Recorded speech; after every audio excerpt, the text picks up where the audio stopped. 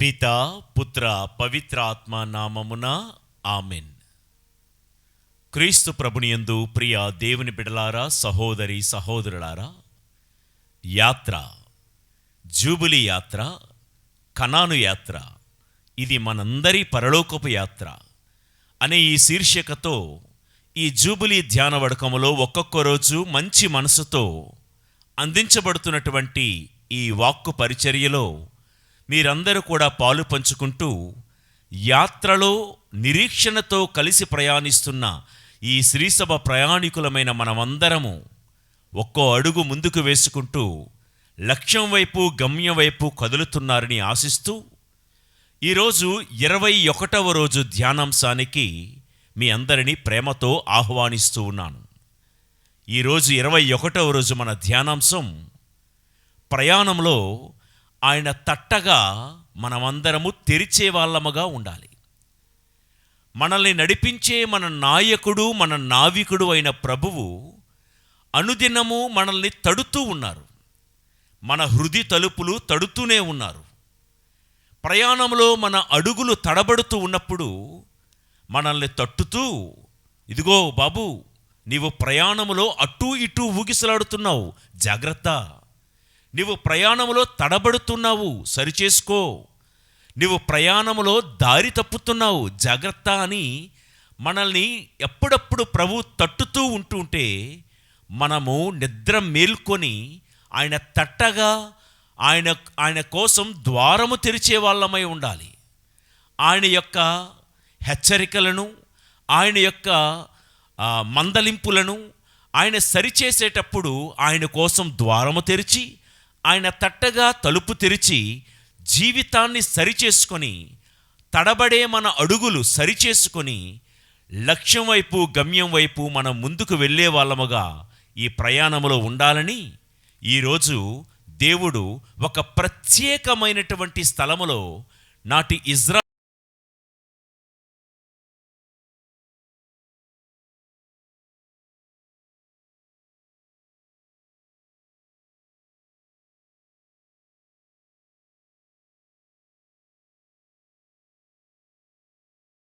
సంఖ్యాకాండం 33వ అధ్యాయం 10వ వచనం నుంచి ఒకసారి చదువుకుందాం. ఎలీము నుండి బయలుదేరి రెల్లు సముద్రము చెంత దిగిరి, అటు పిమ్మట సీను ఎడారి చేత అట బస చేసిరి. తరువాత దోప్కా వద్ద ఆగిరి. ప్రియులారా, మనం ప్రయాణం ప్రారంభించి చాలా రోజులైంది, 20 రోజులు అయిపోయింది. బహుశా ఎక్కడి నుండి ఇజ్రాయేలు ప్రజలు ప్రయాణం ఆరంభమైందో, మన ఈ జూబిలీ యాత్ర ప్రయాణం ఎక్కడి నుండి ఆరంభించామో ఒక్కసారి రీక్యాప్, ఒక్కసారి వెనక్కి వెళ్ళి ఒక్క క్షణం ధ్యానం చేసుకుందాం. ఇజ్రాయేలు ప్రజలు ఐగుప్తు దేశ బానిసత్వం నుండి రామ్సెస్ అనే పట్టణం నుండి బయలుదేరారు. సుక్కోతు అనే ప్రాంతంలో ఆగి అక్కడ నుండి ఏతాము అనే ప్రాంతానికి చేరి, ఏతాము నుండి బాల్సెఫోన్, పీహహీరోతు అనే ప్రాంతాల మీదుగా ఎర్ర సముద్రాన్ని దాటగానే మారా అనే చేదు అనుభవాల గుండా వారు ప్రయాణించి, మారా నుండి ఎలీము అనే సమృద్ధి కలిగినటువంటి ప్రాంతానికి వచ్చి 12 నీటి బుగ్గల నుండి శ్రేష్టమైన నీటిని త్రాగి, 70 ఖర్జూరపు వృక్షాల నుండి ఫలాలను ఆరగించి బలాన్ని పుంజుకొని, ఎలీము నుండి సినాయి పర్వతానికి వెళ్తున్న మార్గమధ్యములో సీను అనే ఎడారి గుండా వెళ్తూ సీను అనే అరణ్యములో వారు మన్నాను భోజనంగా భుజించినట్లుగాను, పూరేడు పిట్టలను ఆహారముగా భుజించినట్లుగాను మనము గతములో విన్నాము. ఇప్పుడు సీను అనే ఈ ఎడారి గుండా నడుచుకుని వచ్చి వారు ఎక్కడ ఆగారంట?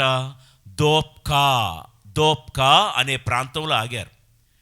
ఈ ప్రాంతాన్ని 7th స్టేషన్, ఇజ్రాయేలీల యాత్రలో 7వ స్థలముగా మనం అభివర్ణించవచ్చు. 7వ స్థలం దోపక లేదా దోప్కా. ఈ మాటకు అర్థం తట్టుట అని అర్థం. నాకింగ్, తలుపు తట్టుట అని అర్థం. ప్రియ దేవుని బిడలారా, మన యాత్ర నిరీక్షణ యాత్రికులమైన మన ఈ ప్రయాణంలో, మన జీవిత ప్రయాణంలోనూ ఎంత పండితులమైనా, ఎంత అనుభవజ్ఞులమైనా, అన్నీ తెలిసిన వాళ్ళమైనా మన ప్రయాణంలో అప్పుడప్పుడు అడుగులు తప్పుతూ ఉంటాయి, తప్పటడుగులు వేస్తూ ఉంటాం. మనము తడబడుతూ ఉన్నప్పుడు, తప్పటడుగులు వేస్తూ ఉన్నప్పుడు, తప్పక కొన్ని అడుగులు వేస్తూ ఉన్నప్పుడు దేవుడు తన వాక్యము ద్వారా మనను తడుతూ మేలుకొలుపుతూ ఉంటాడు. అనేకమైన పరిస్థితుల ద్వారా, సందర్భాల ద్వారా దేవుడు మనను తడుతూ ఉంటాడు.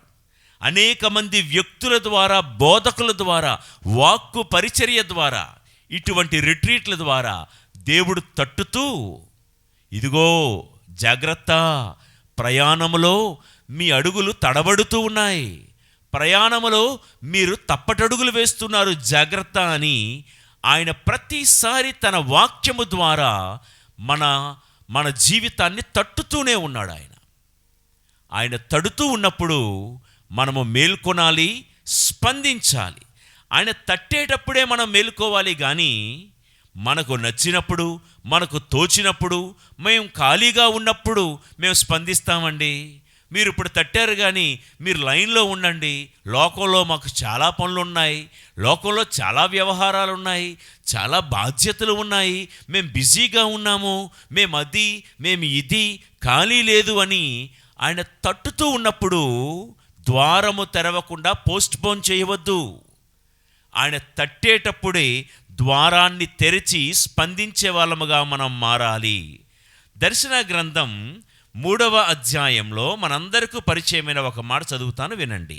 దర్శన గ్రంథం 3వ అధ్యాయము 20వ వచనము.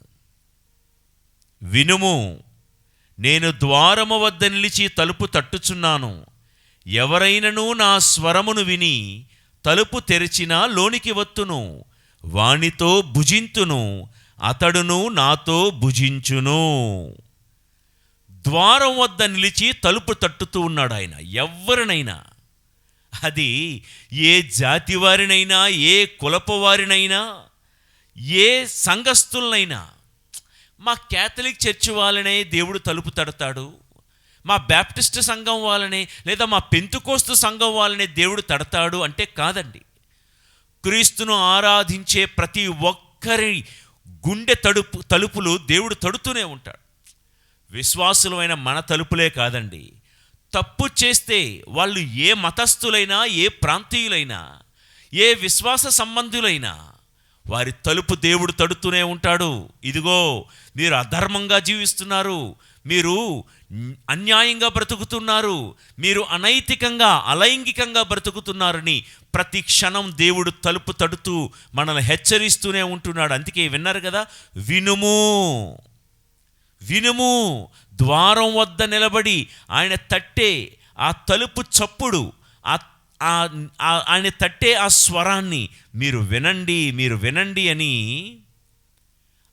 దర్శన గ్రంథములో భక్తుడైన యోహాను గారి ద్వారా దేవుడు మనకు జ్ఞాపకం చేస్తున్నారు. ప్రియులారా, మన హృదయ తలుపులు వాక్యము ద్వారా, వాక్యమనే ఆ కర్రతో దేవుడు తట్టుతూనే ఉన్నారు. ఆయన తట్టగా మనము తెరిస్తే వాక్యములో ఏం విన్నాము?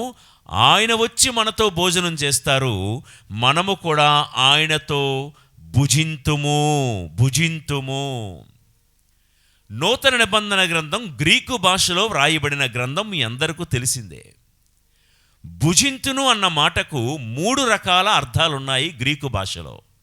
ఇక్కడ ఈ తర్జుమాలో, ఈ అనువాదములో భుజింతుము అనే ఈ గ్రీకు భాష మామూలుగా మనం ఉదయం పూట తినే టిఫిన్ బ్రేక్ఫాస్ట్ అంటాం, మధ్యాహ్నం తినే భోజనాన్ని లంచ్ అంటాం, రాత్రిపూట తినే భోజనాన్ని డిన్నర్ అంటాం. సాధారణంగా ఉదయం ఏ స్కూల్కి వెళ్తూనో, ఆఫీస్కి వెళ్తూనో తినడానికి టిఫిన్ ఉన్నా ఏదో హడావిడిగా తొందరగా తినేసి వెళ్ళిపోతాం, రైట్? మధ్యాహ్నం కూడా ఎక్కడో ఆఫీసులోనో, ఎక్కడో ఏదో పనిలోనో, బయట ఎక్కడో ఉంటాం కాబట్టి తినే భోజనం కూడా గాబరాగా ఏదో తినేస్తాం, తినాలి కాబట్టి.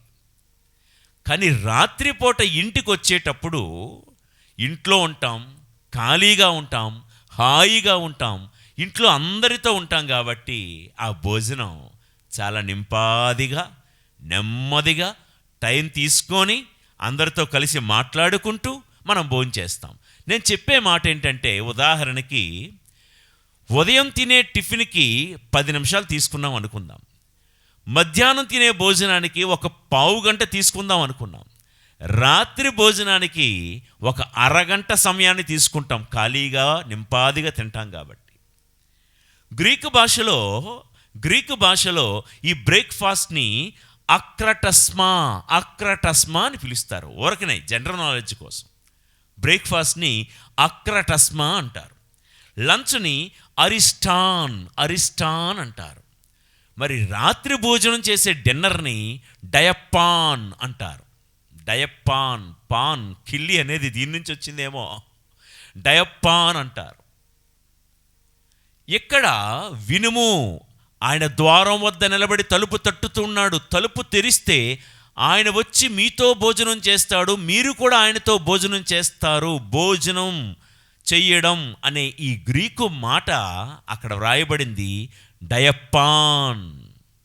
అక్రటిస్మా కాదు, అరిస్టాన్ కాదు, డయపాన్. అంటే ఆయన తలుపు తట్టగా మనము తలుపు తెరిచి ఆయన లోనికి ఆహ్వానిస్తే ఆయన మనతో ఉండేది కొద్దిసేపు కాదు, చాలాసేపు కాదు, అనంతకాలం. మనకు కావలసినంత కాలం ఆయన మనతోనే ఉంటారు అని ఈ మాటకు అర్థం. ప్రియులకు దేవుని బిడ్డలారా, దేవుడితో సహవాసం అరకొర ప్రేమతో సరిపుచ్చుకోవద్దు. దేవుడితో ఉండాలనుకోవడం, ఆయనతో భోజనం చెయ్యడం, ఆయన కోసం ద్వారం తెరిస్తే ఏదో 5-10 నిమిషాలు వచ్చి మనతో ఉండి వెళ్ళిపోయే అతిథి కాదు ఆయన. డయపాన్ మనతో సుదీర్ఘకాలం ఉండాలని, శాశ్వత కాలం ఉండాలని ఆయన ఆశపడుతూ ఉన్నాడు. ప్రియులారా, నేను చెప్పే మాట ఏంటంటే, ఆయన తట్టగా తలుపు తెరిస్తే నంబర్ 1 ఆయన మనతో దీర్ఘకాలం ఉంటాడు. డయపాన్. మీరు తలుపు తెరిస్తే నేను మీలోనికి వస్తానని వాగ్దానము చేసిన దేవుడు, మీతోనే కలిసి నివసిస్తానని వాగ్దానము చేసిన దేవుడు, మీతోనే కలిసి సుదీర్ఘకాలం కలిసిమెలిసి భోజనం చేస్తాను. ఎవరండి భోజనం చేస్తాం కలిసిమెలిసి? ఒక ఇంటి సభ్యులం అందరం కలిసి భోజనం చేస్తాం. బంధువులు అనబడే వాళ్ళందరం కలిసి భోజనం చేస్తాం. స్నేహితులు అనబడే వాళ్ళందరం కలిసి భోజనం చేస్తాం. ప్రభు ఏమంటున్నారంటే, ఈ యాత్రలో, ఈ నిరీక్షణ యాత్రలో, ఈ ప్రయాణంలో నేను రోజు తడుతూనే ఉంటాను వాక్యము ద్వారా. నా వాక్యానికి స్పందించి నా కోసం మీరు తలుపులు తెరిస్తే, ద్వారాలు తెరిస్తే నేను మీతోనే నివసిస్తాను, మీతోనే భుజిస్తాను. ఒక్క మాటలో చెప్పాలంటే, నేనెవరిని? ఇమ్మానుయేలు దేవుణ్ణి, నేను మీతోనే ఉంటాను అని ఈ మాటకు అర్థం. ప్రియులకు దేవుని బిడ్డలారా, కాబట్టి మనం ఏం చేయాలంటే, ఈ యాత్రలో దేవుడి యొక్క ప్రేమను ఏదో అరకొరగా, కొసరగా, కొంతగా మనమేదో అర్థం చేసుకుని వెళ్ళిపోవద్దు. దేవుడి యొక్క వాక్యాన్ని ఏదో 5 నిమిషాల పాటు చదువుకొని 10 నిమిషాల పాటు వాక్యం విన్నామా వెళ్ళిపోయామా అన్నట్టు ఉండకూడదు. దేవుడి యొక్క వాక్యం ఆయన తట్టుతూ ఉండగా ఆయన స్వరాన్ని సమృద్ధిగా వినేవాళ్ళమైతే ఆయన మనకు సమృద్ధిగా ఆశీర్వాదాలు పంచిపెడతాడు. ఎంతగా ఆయన వాక్యానికి స్పందించి మన హృదయ తలుపులు వాక్యానికి తెరుస్తామో అంత సమృద్ధిగానే దేవుడు మనతో వసిస్తారు అన్నది మొదటి పాఠం. అయితే విందాం. ఆయన స్వరం వినగానే, ఆయన తలుపు తట్టగానే వెంటనే తలుపు తీయాలి. Do not hesitate, do not delay. ఆయన తలుపు తట్టగా వెంటనే స్పందించి తలుపు తీసేవాళ్ళముగా మనం మారాలి. ప్రియులకు దేవుని బిడ్డలారా, హోరేబు కొండ మీద రాగల రోజుల్లో మనం ధ్యానం చేసుకుందాం. ఆ హోరేబు లేకపోతే సీనాయి పర్వతం మీద ఆ మండుచున్న పొద వద్ద మోషేతో దేవుడు ఏమంటున్నారంటే, మోషే, ఇంతవరకు నీ మామ అయిన యిత్రో యొక్క పశువుల మందకు, గొర్రెల మందకు నువ్వు కాపరిగా ఉన్నావు. ఇంతవరకు మందకు కాపరిగా ఉన్న నిన్ను మందికి నాయకుడిగా కాపరిగా మారుస్తాను. వింటున్నారా? మందకు కాపరిగా ఉన్న నిన్ను మందికి 40 లక్షల ఇజ్రాయేలీయుల కాల్బలానికి, ఆ మందికి నిన్ను కాపరిగా నాయకుడిగా నియమిస్తాను అని దేవుడు తన ప్రణాళికను ఎరిగించాడు మోషే గారికి మండుచున్న పొద వద్ద. మీకు తెలుసు, దేవుడు మోషే గారి యొక్క తలుపు తడుతూ ఉన్నాడు. 80 ఏళ్ల ప్రాయం ఉన్న మోషే గారిని యొక్క తలుపు తడుతూ ఉన్నాడు. తట్టగానే విన్నాడు మోషే. వినగానే వెంటనే తలుపులు తీయలేదు. ఏమంటాడు? నాకు 80 ఏళ్ల వయసు, నేను నత్తివాణ్ణి, ఈ వయసులో నేను కాపరిగా మందిని నడిపించగలనా? నేను హంతకుణ్ణి, ఒకప్పుడు 40 ఏళ్ల క్రితం ఒక ఐగుప్తీయుని చంపినవాణ్ణి, నాకంత కెపాసిటీ లేదు, నాకంత సీన్ లేదు. ఎన్నో సాకులు, ఎన్నో వంకలు, ఎన్నో ఎక్స్క్యూజెస్ చెప్తూ ఉన్నాడు మోషే గారు. ప్రియులకు దేవుని బిడ్డలారా, దేవుడి మాటలన్నీ విన్నారు. మోషే, నువ్వు చెప్పాల్సిందంతా చెప్పు. నత్తివాణ్ణి, ఓకే. నోటి మాంద్యము గలవాణ్ణి, ఓకే. నాకు వయసు మళ్ళినది, ఓకే. నేను గతంలో పాపం చేసినటువంటి హిస్టరీ ఉంది నాకు, ఓకే. దేవుడు మండుచున్న పొదలో నుంచి అన్నీ విన్నారు. విన్న తర్వాత కూడా నువ్వెన్ని చెప్పినా ఇదే నా ప్రణాళిక, వెళ్ళి ఐగుప్తు దేశానికి వెళ్ళి నా ప్రజలైన ఇజ్రాయేలీయులను మందికి నాయకుడిగా ఉంటూ నడిపించమని దేవుడు పంపించారు. ప్రియులకు దేవుని బిడ్డలారా,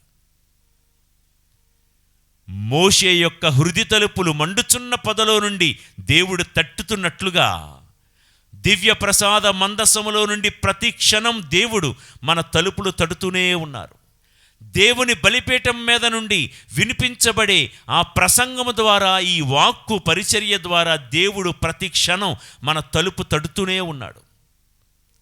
అనేకమైన బోధకులు, సువార్థికులు, ఇటువంటి టీవీలు, యూట్యూబ్ మాధ్యమాల ద్వారా దేవుడు ప్రతిరోజు మన గడప వద్ద నిలబడి తలుపు తట్టుతూనే ఉన్నాడు.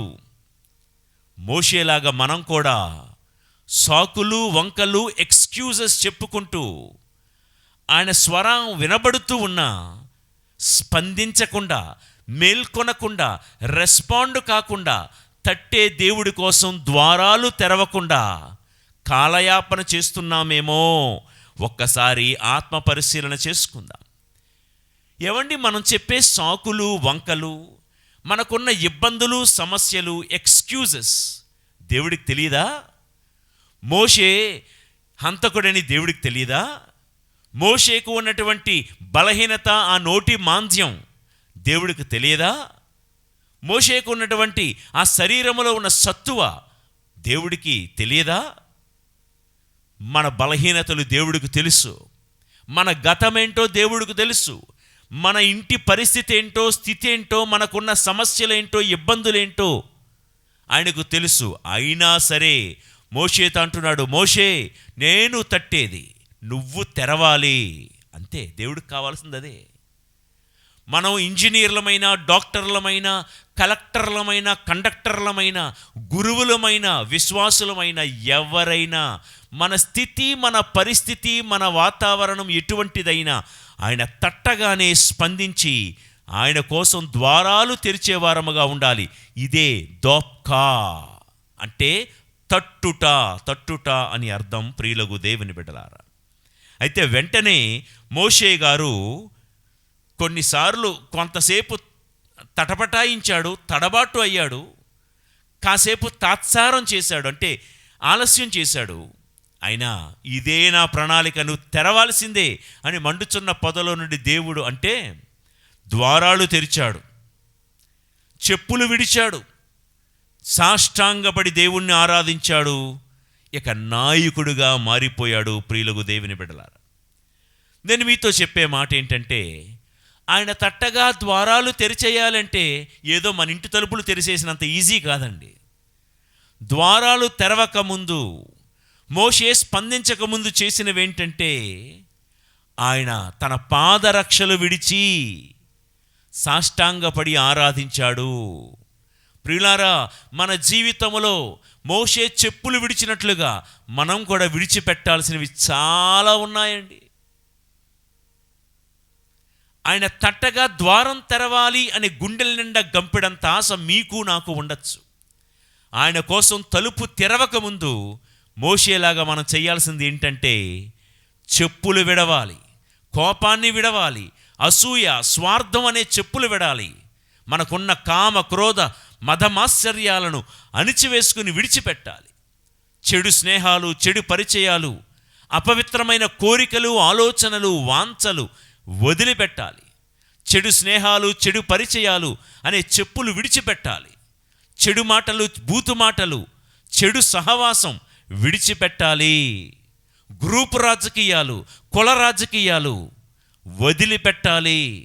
ఆయన కోసం ద్వారాలు తెరిస్తేనే కదా ఆయన వచ్చి మనతో భుజించేది. ఈ యాత్రలో, ఈ ప్రయాణములో ఆయన వాక్యానికి స్పందించాలి అంటే చెప్పులు విడవాల్సిందే. చెప్పులు విడవాల్సిందే, పాపాన్ని విడనాడాల్సిందే. దేవుడికి నచ్చని, హేయమైన, నీచమైనటువంటి కార్యక్రమాలు మన బ్రతుకులో ఏం జరుగుతున్నా, అక్రమ సంబంధాలు, అనైతికమైన, అలైంగికమైన సంబంధాలు ఏముంటున్నప్పటికీ కూడా వాటిని వదిలిపెట్టాల్సిందే. అవి వదిలిపెడితేనే కానీ ద్వారం తెరవలేవు. ద్వారం తెరవలేవు. మందిరానికి వెళ్ళి రోజు మనం దేవాలయ ద్వారాలు తెరవచ్చేమో, కానీ మన హృదయ తలుపులు దేవుడి కోసం తెరవాలి అంటే మోషే నాడు తన పాదరక్షలు విడిచిపెట్టినట్లుగా మనము కూడా మన పాపములను విడిచిపెడితే తప్ప మనము ఆయనకు ద్వారములు తెరవలేనట్లే.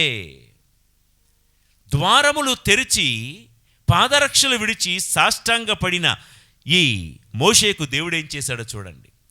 హంతకుడిగా ముద్రపడిన ఈ మోషేను దేవుడు నాయకుడిగా, నమ్మదగిన వాడిగా, తన స్నేహితుడిగా మార్చుకున్నారు. విన్నారా? ఈ మోషే మీద పడిన ముద్ర ఏంటి? 40 ఏళ్ల క్రితం అండి. ఒక ఐగుప్తీయుణ్ణి చంపి ఆ ఎడారి ఇసుకలో పాతిపెట్టి ఎవరికీ తెలియనట్లుగా వచ్చేస్తూ ఉంటే మనుషులెవ్వరికీ తెలియని ఆ పాపం దేవుడు వేలెత్తి చూపారు. ప్రియులారా, హంతకుడని పడిన ఆ ముద్రను దేవుడు చెరిపేశాడు. ఎప్పుడైతే మోషే ద్వారాలు తెరిచాడో, ఎప్పుడైతే పాదరక్షలు విడిచిపెట్టాడో. యాత్రలో ప్రియులారా, నా తోటి సహ ప్రయాణికులారా, మీ మీద, నా మీద పడిన ముద్రలేంటి? ఈ లోకం మన మీద వేస్తున్న ముద్రలేంటి? నిందలేంటి?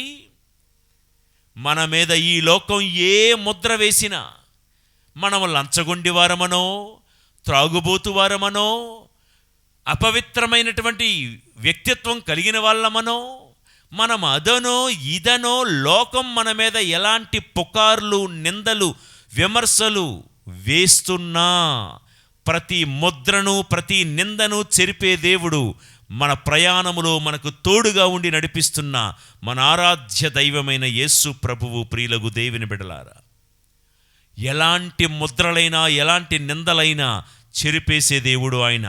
చెరిపి రెట్టింపు ఘనత ఇచ్చే దేవుడు. హంతకుడు అన్న ముద్రను మోషే జీవితంలో చెరిపి నాయకుడు అనే ముద్రను, రెట్టింపు ఘనతనిచ్చినట్లుగా మనము కూడా ఆయన తట్టగా తలుపు తెరవాలే కానీ మన మీద, మన ఇంటి మీద పడే ప్రతి ముద్రను ఆయన పూర్తిగా చెరిపివేసి మనకు రెట్టింపు ఘనతనిస్తాడు. మనం ఊహించని ఘనతను దేవుడు మనకి ఇస్తారు. కాబట్టి మనం పనిచేసే మన ఆఫీసులో ఏ నిందలు పడుతున్నాం, పనిచేస్తున్న ఆ స్కూల్లో ఏ ముద్రలు పడుతూ ఉన్నాం, మనం చేస్తున్న ఆ వ్యాపారంలో ఎటువంటి నిందలు ఉన్నాయి, మనం కాపురం ఉంటున్న మన వీధిలో, మన అపార్ట్మెంట్లో ఎటువంటి నిందలు, ముద్రలు మనం భరిస్తూ ఉన్నాము. వీటన్నిటినీ తొలగించి తలెత్తుకునేలా దేవుడు చేస్తాడు. ఆయన అలా చెయ్యాలి అంటే ఆయన తట్టగా తలుపు తెరిచే వాళ్ళమై ఉండాలి. అలా తలుపు తెరవాలి అంటే మోషే పాదరక్షలు విడిచిపెట్టినట్లుగా మన పాపపు జీవితాన్ని కూడా మనం విడిచిపెట్టాలి. కాబట్టి వెంటనే స్పందించాలి. ఆయన తట్టగానే స్పందించాలి. ఆ తట్టే చప్పుడు వినగానే వెంటనే స్పందించాలి. అంతేగాని విన్నావులే, మాకు నచ్చినప్పుడు తీస్తాం తలుపు, మాకు తోచినప్పుడు తలుపు తీస్తామంటే. ఇప్పుడు మన ఇంటికి ఒక గెస్ట్ వచ్చారండి, కాలింగ్ బెల్ కొడతారు, విన్నారు లోపల ఎవరో ఉన్నారు అని ఆయనకి తెలుసు. కాలింగ్ బెల్ కొడుతున్న వ్యక్తికి లోపల ఎవరో ఉన్నా కూడా ఒక 2 సార్లు 3 సార్లు 10 సార్లు కొడుతున్నా లోపల నుంచి మాటలు వినబడుతున్నాయి, కానీ ఎవరు కూడా తలుపు తెరవటం లేదంటే కాలింగ్ బెల్ కొట్టే అతిథి ఏమనుకుంటాడు? రమ్మని ఇంటికి పిలిచారు, కానీ నేను కాలింగ్ బెల్ కొడుతున్నా విని కూడా తలుపు తెరవలేదు, పిలిచి నన్ను అవమానిస్తారా, ఇక జన్మలో ఈ ఇంటి గడప తొక్కను అని వెళ్ళిపోతాడా లేదా అతిథి? ప్రిలారా, మన హృదయ దగ్గర నిలబడి ఎన్నో ఏళ్లుగా ఆయన నిలబడి తలుపు తడుతూనే ఉన్నాడు, కరుణామయుడు. నువ్వు ద్వారం తెరవలేదు, ఒకసారి కాదు 2 సార్లు కాదు, చాలాసార్లు అయింది ఇప్పటికీ ఆయన తట్టగా ద్వారము తెరవకుండా ఉండడం. కానీ ఆ ఇంటికి వచ్చే అతిథి వెళ్ళిపోయాడేమో నీ మీద అలిగి, నీ మీద బాధపడి, ఇక మీదట జన్మలో నీ ఇంటి గడప తొక్కనని వెళ్ళిపోయాడేమో. కానీ హృదయ ద్వారం వద్ద తలుపు తట్టుతూ ఈ ప్రయాణంలో మన చెయ్యి పట్టుకొని మనతో నడుస్తూ నడిపించాలని ఆరాటపడుతున్న ఆ దేవుడు ఓపికతో తలుపు తడుతూనే ఉన్నాడమ్మా. ఆయన ప్రేమను ఆసరాగా తీసుకుంటావా? ఆయన ప్రేమను చులకనగా తీసుకుందామా? Do you take for granted at his knocking? Do you take for granted his mercy? ప్రియులకు దేవుని బిడ్డలారా, ఆయన తట్టగానే వినగానే స్పందించాలి. అంతేగాని మాకు నచ్చినప్పుడు తెరుస్తామండి, మాకు తోచినప్పుడు తెరుస్తామండి, మాకు వీలైనప్పుడు, మాకు ఖాళీగా ఉన్నప్పుడు, మా పనిపాట్లన్నీ అయిపోయినప్పుడు అప్పుడు తెరుస్తామండి అనడం సభ్యత, సంస్కారం కానే కాదు కదా ప్రియులకు దేవుని బిడ్డలారా. ఇప్పుడు రైల్వే ట్రైన్ వెళ్తున్న ట్రాక్ మీద నిలబడ్డామండి. నిలబడినప్పుడు ట్రైన్ కోత వినబడింది. ట్రైన్ కోత వినబడుతున్నప్పుడు చూసాం, వినిపించింది, లెగుస్తానులే, నాకు నచ్చినప్పుడు, నాకు తోచినప్పుడు, నాకు నచ్చేటప్పుడు, నేను అనుకునేటప్పుడే నేను స్పందిస్తా, అంతవరకు నేను లేవను, నన్నెవడరా కదిపేది, ఇట్లాంటి పవర్ఫుల్ డైలాగులన్నీ వాడి ట్రైన్ కోత వినబడుతున్నా ఆ ట్రైన్ ట్రాక్ మీద నుండి తప్పుకోలేదనుకో. పోను కోత వినబడింది, తప్పుకోలేదు, పక్కన ప్లాట్ఫామ్ మీద నుండి అందరూ అరుస్తున్నారు, ఏమయ్యా లెగవయ్యా ట్రైన్ వస్తుంది, అది కూడా అంటే మీరెవర్రా నాకు చెప్పేది, మీ పని మీరు చూసుకోండి అన్నావు అనుకో, చివరికి వెతకడానికి ఎముక ముక్క కూడా మిగలదు కదా. ట్రైన్ కోత వినబడినప్పుడే వెంటనే స్పందించాలి ప్రియులకు దేవుని బిడ్డలారా, వెంటనే తప్పుకోవాలి. ఇప్పుడు పరుగు పందెంలో ఆటగాళ్ళు, పరుగు వీరులందరూ కూడా లైన్గా ఉంటారు. ఓకే, ఆన్ ఎమోన్ సెట్ గో అని విజిల్ వేస్తారు. విజిల్ వేయగానే లేకపోతే పిస్టల్ పేల్చగానే వెంటనే పరిగెత్తాలి, అవునా? ఆటగాడు డ్రెస్ వేసుకున్నాడు, కండల వీరుడు, గండర యోధుడు, అంత రెడీ, ప్రజలందరికీ అభివాదం చేశాడు. 1 2 3 విజిల్ వేస్తే అందరూ పరిగెట్టారు. కానీ వీడు అంటాడు, నాకు కండలున్నాయి, నేను చాలా ప్రాక్టీస్ చేశాను, నేను ఆ దేశం నుంచి వచ్చాను, నేను విమానం ఎక్కి వచ్చాను ఈ పోటీలో పాల్గొనడానికి, గతంలో నాకు 10 బంగారు పతకాలున్నాయి, నేను ఛాంపియన్ని, ఈ కబుర్లన్నీ చెప్పి విజల్ వేయగానే, పిస్టల్ పేల్చగానే పరుగు పందెంలో పరిగెత్తలేదనుకోండి, అటువంటి వాడు పరుగు పందెంలో లక్ష్యాన్ని, గురిని చేరుకుంటాడా? పందెపు బహుమానాన్ని గెలుచుకోగలుగుతాడా? ప్రియ దేవుని బిడ్డలారా, యాత్ర, ఈ ప్రయాణంలో, ఈ జూబిలీ యాత్రలో ఆయన తట్టగానే వెంటనే ప్రయాణం మొదలు పెడదాం. నాకు నచ్చినప్పుడు నడుస్తాను, నాకు అప్పుడే మూడ్ లేదు, నాకు కొంచెం నీరసంగా ఉంది, నాకు ఖాళీ లేదు, నాకు చాలా పనులు ఉన్నాయి. చాలామంది దేవాలయానికి దగ్గరలో ఉన్న వాళ్ళకి గుడి గంటలు వినబడతా ఉంటాయండి. గుడి గంటలు వినబడతా ఉంటాయి. దేవాలయానికి దివ్య బలి పూజకు ఆరాధనకు సమయమైందని దేవుడు తడుతూ ఉంటాడు గుడి గంట ద్వారా. చాలామంది ఏం చేస్తారో తెలుసా? ఇప్పుడే కదా గుడి గంట అయింది, జపమాలు చెప్తారులే, చెప్పనే.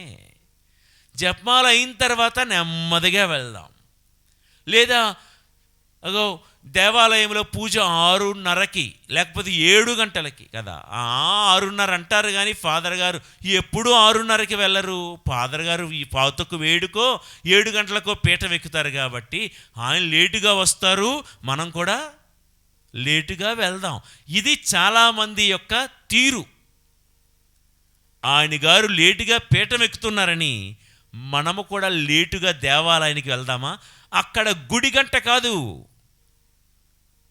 తట్టే దేవుణ్ణి చూడమని మిమ్మల్ని వినయపూర్వకంగా ప్రాధేయపడుతున్నాను ప్రియులారా. తట్టే దేవుడు, ఆయన తట్టగా స్పందించాలి. వెంటనే స్పందిస్తే జరిగే మేలు చెప్పాను ఇప్పుడే. నీ మీద పడే ప్రతి ముద్ర ఆయన చెరిపేస్తాడు. మన మీద పడుతున్న, మన ఇంటి మీద పడుతున్న ప్రతి నిందను దేవుడు చెరిపి నిందకు ప్రతిగా రెట్టింపు ఘనతనిస్తాడు. యెషయా గ్రంథం 61వ అధ్యాయం 3లో చాలాసార్లు చదువుకున్న 3వ వచనంలో ఆయన బూడిదకు బదులుగా పూదండలు వేసే దేవుడు ఆయన. కాబట్టి ప్రియులకు దేవుని బిడ్డలారా, దేవుడు తట్టే విధానం ఏంటో తెలుసా? తన వాక్యము ద్వారా, వాక్కు ద్వారా, ఇలాంటి ప్రసంగాల ద్వారా. ఈ రోజుల్లో దేవుడు ఎంతమంది బోధకులను లేపారండి. చక్కటి ఉజ్జీవమైన ప్రసంగాలు చెప్పే బోధకులు చెప్పే ప్రసంగాల ద్వారా దేవుడు మాట్లాడుతూ ఉన్నాడు. మన పాపం గురించి, మనలో మార్పు గురించి, హృదయ పరివర్తన గురించి, మనలో కలగాల్సిన రూపాంతరము గురించి, భక్తి విశ్వాసాల గురించి దేవుడు తలుపు తడుతూ ఉంటే ఆయన స్వరాన్ని వింటున్నావా? విని తలుపు తెరిచావా? ఇంతవరకు ఒకవేళ రకరకాల కారణాల వలన స్వరం విన్నా ద్వారము తెరవక మెల్లగా కూర్చుని ఉన్నావేమో. ఆయన తట్టగా తలుపు తెరువు. ఈ యాత్రలో తలుపు తెరిస్తే ఆయన వచ్చి నీతోనే నివసిస్తాడంట, నీతోనే భుజిస్తాడు. డయపాన్ జ్ఞాపకం చేసుకోండి. ప్రియులకు దేవుని బిడ్డలారా, సామెతల గ్రంథం 1వ అధ్యాయం 23 నుండి 25 వచనం చదువుతున్నాను. మీరు నా హెచ్చరికలను ఆలకింపుడు, నా ఉపదేశమును వినుడు, నా విజ్ఞాపనమును గ్రహింపుడు. నేను పిలిచినను మీరు వినిపించుకొనుటలేదు, నా పలుకులను మీరు ఆలకించుటలేదు. మీరు నా హితవచనములను త్రోసిపుచ్చితిరి, నా హెచ్చరికలను పాటింపరైతిరి. అందుకే 28వ వచనం కూడా చదువుదామండి. నా వద్దకు వత్తురు గాని నేను మీ మొరను ఆలింపను, నన్ను వెదుగుదురు గాని నేను మీకు దొరకను. దేవుడు చెప్పే మాట ఏంటో తెలుసా అండి? ఇక్కడ సామెతల గ్రంథంలో, నేను ఎన్నోసార్లు మిమ్మల్ని పిలిచాను, అయినా మీరు నన్ను పట్టించుకోలే. ఎన్నోసార్లు నేను మీతో మాట్లాడదాం అనుకున్నాను, అయినా మీరు నా స్వరాన్ని వినలేదు. ఎన్నోసార్లు మీ తలుపు తట్టాను, అయినా స్వరం విని కూడా నా కోసం తలుపు తెరవలేదు కదా. నేను పిలిచినా మీరు వినిపించుకోలేదు, నా హెచ్చరికలు పాటించలేదు. కాబట్టి ప్రభు చెప్పే మాట 28వ వచనంలో, మీరు నా వద్దకు వస్తారు కానీ నేను మీ మొరను ఆలకింపను, మీరు నన్ను వెదుగుతారు కానీ నేను మీకు దొరకను. దేవుడు చాలా బాధపడుతూ చెప్తున్న మాట ఏమో బైబిల్ గ్రంథంలో ఈ మాట. ఎందుకో తెలుసా? దేవుడి యొక్క మనసులో భావం ఏంటంటే, ఆయన ఆలోచన ఏంటంటే, అడగండి మీకు ఇస్తాను, వెదకండి మీకు దొరుకుతుంది, తట్టండి మీకు తెరవబడును కదండి. మత్తయి సువార్త 7వ అధ్యాయం 7వ వచనంలో మనకు తెలిసింది. తట్టండి మీకోసం తెరవబడును. మనందరం ఏమనుకుంటామంటే, అడగమన్నారు ఇస్తారన్నారు కాబట్టి ఎప్పుడు అడిగినా పర్వాలేదులే, ఆయన రెడీగా ఉంటారు 24/7. ఎప్పుడు ఆయన షాపు తెరిచే ఉంటుంది కదా, ఎప్పుడైనా అడగచ్చులే. ఆయన దేవాలయం తెరిచే ఉంటుంది కదా, పర్వాలేదులే, ఎప్పుడైనా వెళ్ళొచ్చులే. తట్టుడు మీకు తెరవబడును అంటే ఎప్పుడు ఆయన తలుపు తట్టినా మన కోసం తెరిచేస్తారు. నిజమే, నిజమే, ఆయన తెరుస్తాడు, ఆయన కరుణామయుడు. కానీ ఇక్కడ వాక్యంలో ఏముందో తెలుసా? ఆయన తెరుస్తారులే, ఆయన దేవుడు కదా, ఎప్పుడు వెళ్ళినా పర్వాలేదు, గుడికి ఎలా వెళ్ళినా పర్వాలేదు, ఎప్పుడు అడిగినా పర్వాలేదు అని అనుకుంటే పొర్రపాటు. ఎవరికి అడగగానే ఇస్తారో తెలుసా? ఎవరికి తట్టగానే ఆయన తెరుస్తారో తెలుసా? ఆయన తట్టేటప్పుడు తెరిచిన వారికే, ఆయన పిలిచేటప్పుడు వచ్చిన వారికే, ఆయన హెచ్చరికలను పాటించే వారికే. లేదనుకోండి, మనకు అవసరం వచ్చినప్పుడు, కష్టం వచ్చినప్పుడు మనం కూడా వెళ్తాం. వెళ్ళినప్పుడు ఆయన అంటున్నాడు, నేను మీ మొరను ఆలకింపను. అంటే అలా దేవుణ్ణి మనుషులతో కంపేర్ చేయాలన్నది నా ఉద్దేశం కాదు, కానీ అర్థం చేసుకోవడానికి చెప్తాను. ఒక మాట వినండి. మామూలుగా మన జీవితంలో మనం ఏమనుకుంటాం? ఇదిగో మా ఇంట్లో శుభకార్యం జరిగింది, మా ఇంట్లో శుభకార్యం జరిగితే పెళ్లి కార్డు ఇచ్చాము, కానీ వాళ్ళు రాలేదు. రేపు ఉదయం వాళ్ళ ఇంట్లో శుభకార్యం జరుగుతున్నప్పుడు నేనెందుకు వెళ్ళాలి అనుకోమా? మామూలుగా ఇది కరెక్ట్ కాదు, కానీ కరెక్ట్ కంపారిజన్ కాదు. దేవుడు కరుణామయుడు, అనంత ప్రేమాస్వరూపుడు. మనం స్పందించినట్లుగా దేవుడు ఇట్లాంటి చీప్ బేరాలు ఆడర్లే. కానీ చెప్తూ ఉన్నాను, ఆయన ఓపికతో 1 కాదు, 2 కాదు, 100 సార్లు కాదు, 1000 సార్లు అయినా ఆయన తట్టుతూనే ఉంటాడు ఓపికగా. కానీ ఆయన తడుతూ ఉంటాడులే, ఆయన పిలుస్తూ ఉంటాడులే అని ఆయన కారుణ్యాన్ని మనం ఆసరాగా తీసుకుని చులకనగా తీసుకుంటే మాత్రం, if you take for granted his mercy and his clemency, and then comes this word, మీరు ఆయన వద్దకు వత్తురు గాని ఆయన మీ మొరను ఆలకింపడు, ఆయనను మీరు వెతుకుదురు కానీ ఆయన మీకు దొరకడు. ఆయన వచ్చినప్పుడు మీరు ఖాతరు చేయలేదు కదా, ఆయన తట్టినప్పుడు మీరు తెరవలేదు కదా. ఒకరోజు వస్తుంది సుమి, రోజులన్నీ ఇలాగే ఉండవు. రోజులన్నీ ప్రభువే అన్నారు, నేననడం కాదు. అయ్యో ఇప్పుడు నవ్వుచున్న వారలారా మీకు అనర్థము, మీరు దుఃఖించే రోజులు వస్తాయి, జాగ్రత్త. అప్పుడు ఆయన దేవుడి దగ్గరికి వెళ్ళి మీరు తడదామన్నా ఆయన తలుపు తీయరు. హెబ్రీలకు వ్రాయబడిన లేఖ ఒకసారి చదువుకుందామా? హెబ్రీలకు వ్రాయబడిన లేఖ 12వ అధ్యాయము 17వ వచనము. హెబ్రీలు 12:17 వచనము.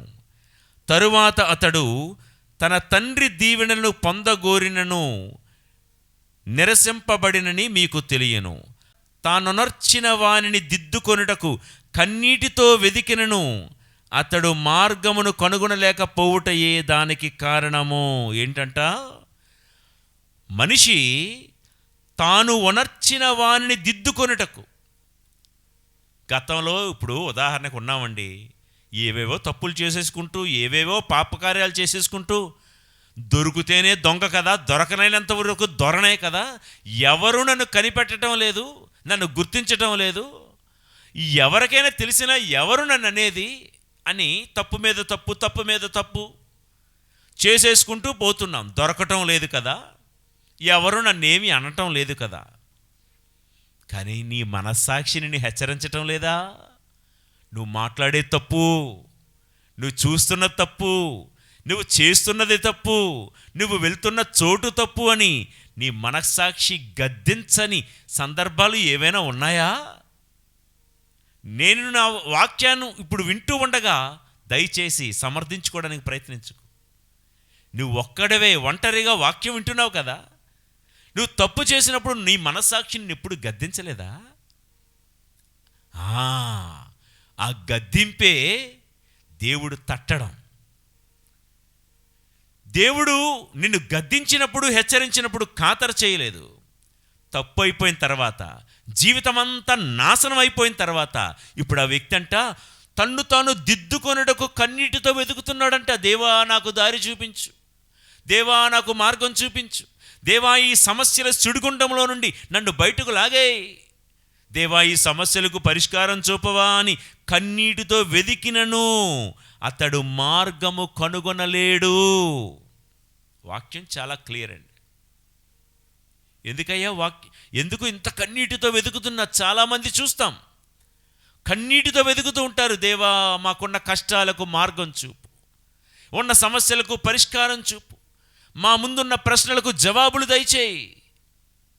కొంతమంది కన్నీటితో ఎంత వెతికినను మార్గాన్ని కనుక్కోలేరు. You cannot find out an exit.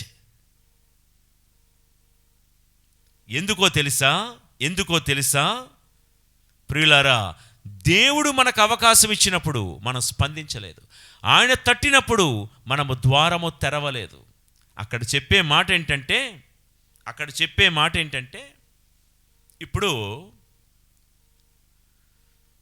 ఇప్పుడు ఏం జరిగింది? కొడుకుకి ఈసాకు గారి కథ ఒకసారి వెనక్కి వెళ్ళండి బైబిల్ గ్రంథంలో. ఈసాకుకి 2 కొడుకులు. ఎవరెవరు వాళ్ళు? ఏసావు, యాకోబు. ఓకే. ఒకరోజు వృద్ధుడైనటువంటి ఇసాకు గారు కొడుకును పిలిచి, ఏసావును పిలిచి ఏం చెప్పాడంటే, బిడ్డ, నాకు వేట మాంసం తినాలనుంది, తీసుకొని వస్తావా అంటే వెళ్ళాడు. చాటున ఈ మాట విన్న రెబెక్కా ఏమందంటే, ఇసాకు భార్య అయిన రెబెక్కా ఏమందంటే, వెంటనే యాకోబుని పిలిచి, మీ నాన్నకి వేట మాంసం తినాలనుందంట, మీ అన్నతో చెప్తూ ఉండగా నేను విన్నాను. నువ్వు వెళ్ళి ఆ వేట మాంసం తీసుకుని వచ్చి మీ తండ్రికి ఇవ్వు, మీ తండ్రి నిన్ను దీవిస్తాడు, తండ్రి దీవెనలేవో నువ్వే తీసుకో అనగానే చిటుకులో వెళ్ళాడు, వేట మాంసం తీసుకుని వచ్చాడు, తండ్రి ముందు పెట్టాడు, తండ్రి యొక్క దీవెనలు పొందేశాడు యాకోబు. అదంతా వేరే స్టోరీ. నేను ఇప్పుడు మీతో చెప్పే మాట ఏంటంటే, నాకు వేట మాంసం తినాలి అని ఉంది అని ఈసాకు ఎవరితో చెప్పాడు? ఈసాకు ఎవరితో చెప్పాడు? ఏసావుతో చెప్పాడు. ఈ యాకోబులో ఉన్న ఈ చురుకైన స్పందన ఏసావులో కూడా ఉండుంటే బాగుండేది కదా. ఇప్పుడు జాగ్రత్తగా ఊహించండి.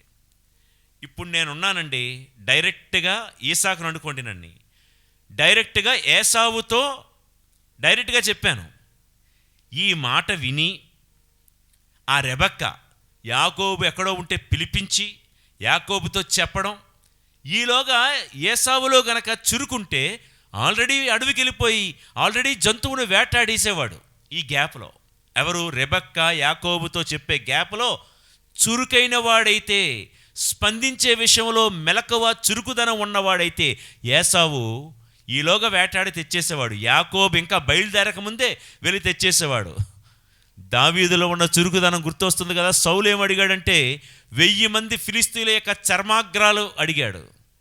తెల్లారితే 1000 మంది ఫిలిస్తీన్ల చర్మపు తోలు తీసుకొని రా అన్నాడు. చురుకైన దావీదు ఏం చేశాడో తెలుసా? తెల్లారేదాకెందుకు అని ఈరోజు సాయంకాలమే 100 కాదు 200 చర్మాలు ఒలుచుకొని వచ్చేసాడు. చురుకు.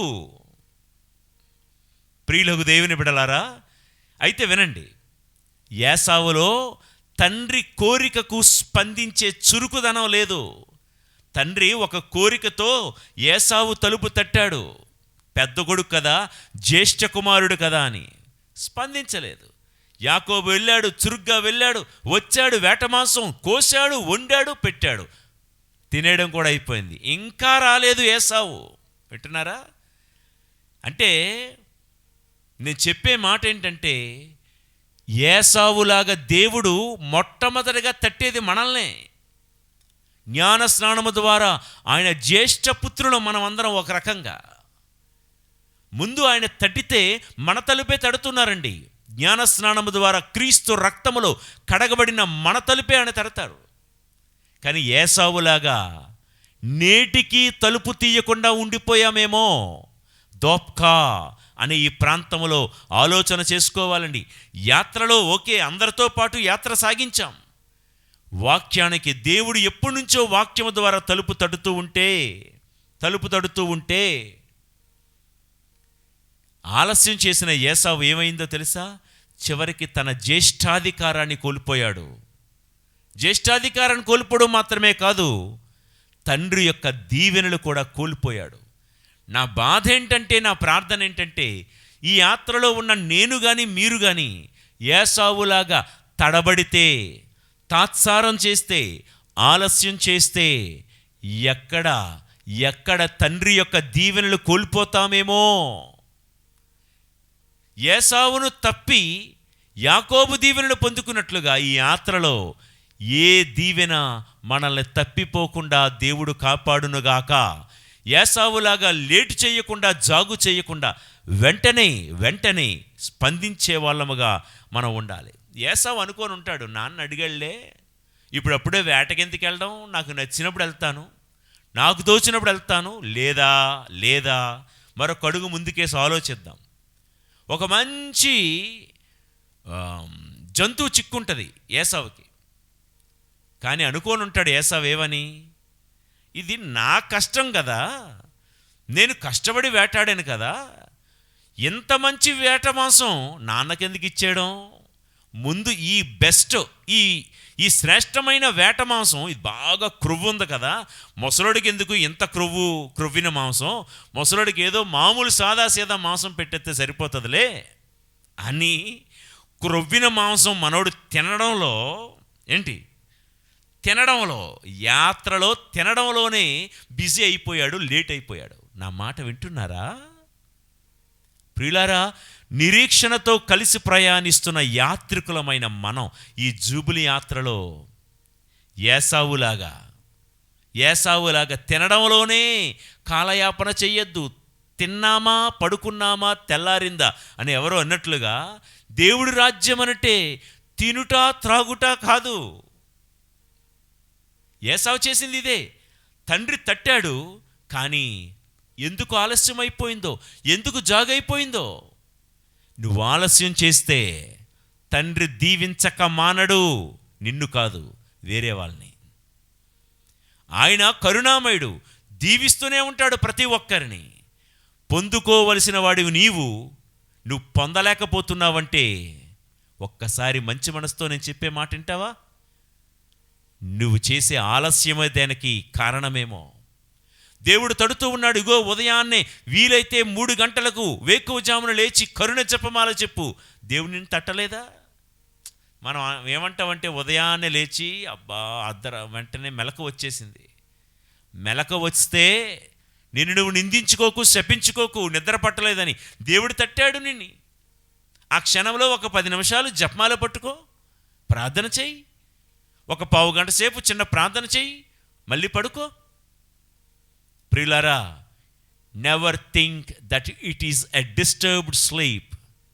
It is a wake up call from God. ఏదో నిద్రభంగం అయిపోయిందని బాధపడిపోకండి. దేవుడు తట్టుతూ ఉన్నాడు. ఆ విధంగా మనల్ని ప్రియులకు దేవుని బిడ్డలారా అనేక సందర్భాల్లో రోజు ఉదయం నిద్రలేచి నీ పనిపాటులు చేసుకుని రోజు దేవాలయానికి వెళ్ళు, దివ్యబలి పూజకు వెళ్ళు. దేవుడు తలుపు తట్టడం లేదా? రోజు ఉదయం లేచి ఒకవేళ దివ్యబలి పూజకు వెళ్ళే అవకాశం లేకపోతే బైబిల్ గ్రంథం పట్టుకో, ఒక 15 గంట 10 నిమిషాలు, అరగంట సేపు ఒక 4-5 అధ్యాయాలు చదువు. దేవుడు తలుపు తట్టుతూ ఉన్నాడు, స్పందించాలి. జనవరి 1వ తారీఖున నిర్ణయం తీసుకుంటాం, రోజు ఇలా చెయ్యాలి, అలా చెయ్యాలి, ఎలాగుండాలని. So many resolutions. జనవరి 1వ తారీఖున వాగ్దాన కార్డులు పంచుతాం మేము. అంటే డిసెంబర్ 31వ తారీఖు రాత్రి, న్యూ ఇయర్ రోజున ఆ కార్డులు పట్టుకోవడానికి ఎంత ఎగబడతామండి. పోటీ, నీకేమొచ్చింది, దేవుడు వాగ్దానం. అమ్మయ్య, దేవుడు నన్ను దీవించారు. మిమ్మల్ని ఉన్న పలంగా అడుగుతున్నా, మళ్ళీ మీ బైబిల్లో ఉన్న ఆ వాగ్దాన కార్డులు చూసుకొని చెప్పేకండి. ఉన్న పలంగా జనవరి 1వ తారీఖున దేవుడు మీకు ఇచ్చే వాగ్దానం మీలో ఎంతమందికి గుర్తుంది? అలా గుర్తున్న వాళ్ళు చాలా తక్కువ మంది ఉండొచ్చు ప్రియులకు దేవుని బిడ్డలారా. సరే, నేను చెప్పే మాట ఏంటంటే ప్రియులకు దేవుని బిడ్డలారా, ఏసావు అవకాశాన్ని కోల్పోయాడు. ఎందుకో తెలుసా? దేవుడు తట్టినప్పుడు స్పందించలేదు. తర్వాత వెతికాడు, నాన్న నాకు దీవెనలు కావాలి, తండ్రి నాకు దీవెనలు కావాలి. ఇంకెక్కడరా, ఆల్రెడీ నీకంటే ముందు వచ్చిన యాకోబును దీవించి పంపించేశాను. ఏం ప్రారంభమైంది ఏసావులో? తమ్ముడి మీద ద్వేషం ప్రారంభమైంది, అసూయ ప్రారంభమైంది. ఏమిటి నేను అడుగుతాను, ఏసావు నీలో ఉన్న ఈ ద్వేషానికి, నీలో ప్రారంభమైన ఈ అసూయకి కారణం ఎవరయ్యా? నీ తమ్ముడా? దీవించిన తండ్రా? నువ్వెందుకు అసూయ పడుతున్నావు? నీవే కదా, నీవు ఆలస్యం చెయ్యబట్టే కదా ఇంకొకడికి దీవెన వెళ్ళిపోయింది. ఏసావు, నీవు తట్టగానే స్పందించలేదు, తలుపు తెరవలేదు కదా, అది నీ వల్లనే కదా వేరొకడికి దీవెన వెళ్ళిపోయింది. వాళ్ళకి వీళ్ళకి దీవెనలు వచ్చాయని నువ్వెందుకయ్యా ఓరవలేకపోతున్నావు? అరే వాళ్ళు నాకంటే ఎదిగిపోతున్నారని నీకెందుకయ్యా అంత అసూయ? ప్రియులారా, ఏసావు నుండి మనం నేర్చుకోవాల్సిన పాఠం ఇదే. చాలామందికి ఓరవలేని తనం ఉంటుందండి. వారిని వీరిని చూస్తే అసూయండి. వాళ్ళు బాగా పాడినా, వాళ్ళు బాగా మాట్లాడినా, వాళ్ళు చక్కగా మంచి ఉన్నతమైన స్థాయిలోకి వెళ్తూ ఉంటే చూసి ఓరవలేక అవాక్కులు చవాకులు, ఉన్నవి లేనివి, కల్పిత గాథలు, ఎన్నోన్నో పనికి మాలిన మాటలు మాట్లాడుతూ బతుకుతూ ఉంటారు. నువ్వెవరవో తెలుసా? ఏసావువి. ఎందుకో తెలుసా? దేవుడు తడుతూ ఉన్నప్పుడు టైం వేస్ట్ చేసుకుంది ఎవరు? నువ్వే. దేవునికి అవకాశం ఇచ్చినప్పుడు, ఆరోగ్యం ఇచ్చినప్పుడు, కంటి చూపు బాగా ఉన్నప్పుడు, వినే శక్తి బాగున్నప్పుడు, నడిచి వెళ్ళే శక్తి సామర్థ్యాలు ఉన్నప్పుడు, నువ్వు యువకుడుగా ఉన్నప్పుడు ఆయన తట్టగా స్పందించలేదు కదా. అందుకే కదా కోల్పోతున్నావు ఏసావులాగా దీవెనలు. ఒకసారి గమనించు ప్రియులకు, దేవుని బిడ్డలారా. కాబట్టి దేవుడు తట్టగా ఆయన ఆహ్వానించిన తర్వాత మనం ఏం చేయాలి? ఇంతవరకు దోపకా అంటే తట్టుట. ఆయన తడుతూ ఉన్నాడు, బాగానే ఉంది. ఆయన తట్టగా తలుపు తెరిచి స్పందిస్తున్నావా? ఆయన తట్టగా స్వరం వినబడుతున్నా ఇంకా తలుపు తెరవకుండానే ఉన్నావా ఏసావులాగా? ఇంతవరకు ఇది మనం ధ్యానించాం. లేదండి, ఆయన తట్టుతూ ఉన్నప్పుడు మేము స్పందిస్తూనే ఉన్నాము, ద్వారము తెరిచావు అని అంటున్నావా? ఆయన తట్టగా, ఆయన ఆహ్వానించగా నువ్వు తలుపు తెరిస్తే ఇప్పుడు మనమేం చేయాలి? ఇంతవరకు ఆయన దోప్కా గురించి విన్నాం, ఆయన ఎలా తడుతూ ఉంటాడో విన్నాం. ఒక్కసారి తలుపు తెరిచిన తర్వాత మనము కూడా ఆయన తలుపు తడుతూ ఉండాలి. ఇది జాగ్రత్తగా వినాలి.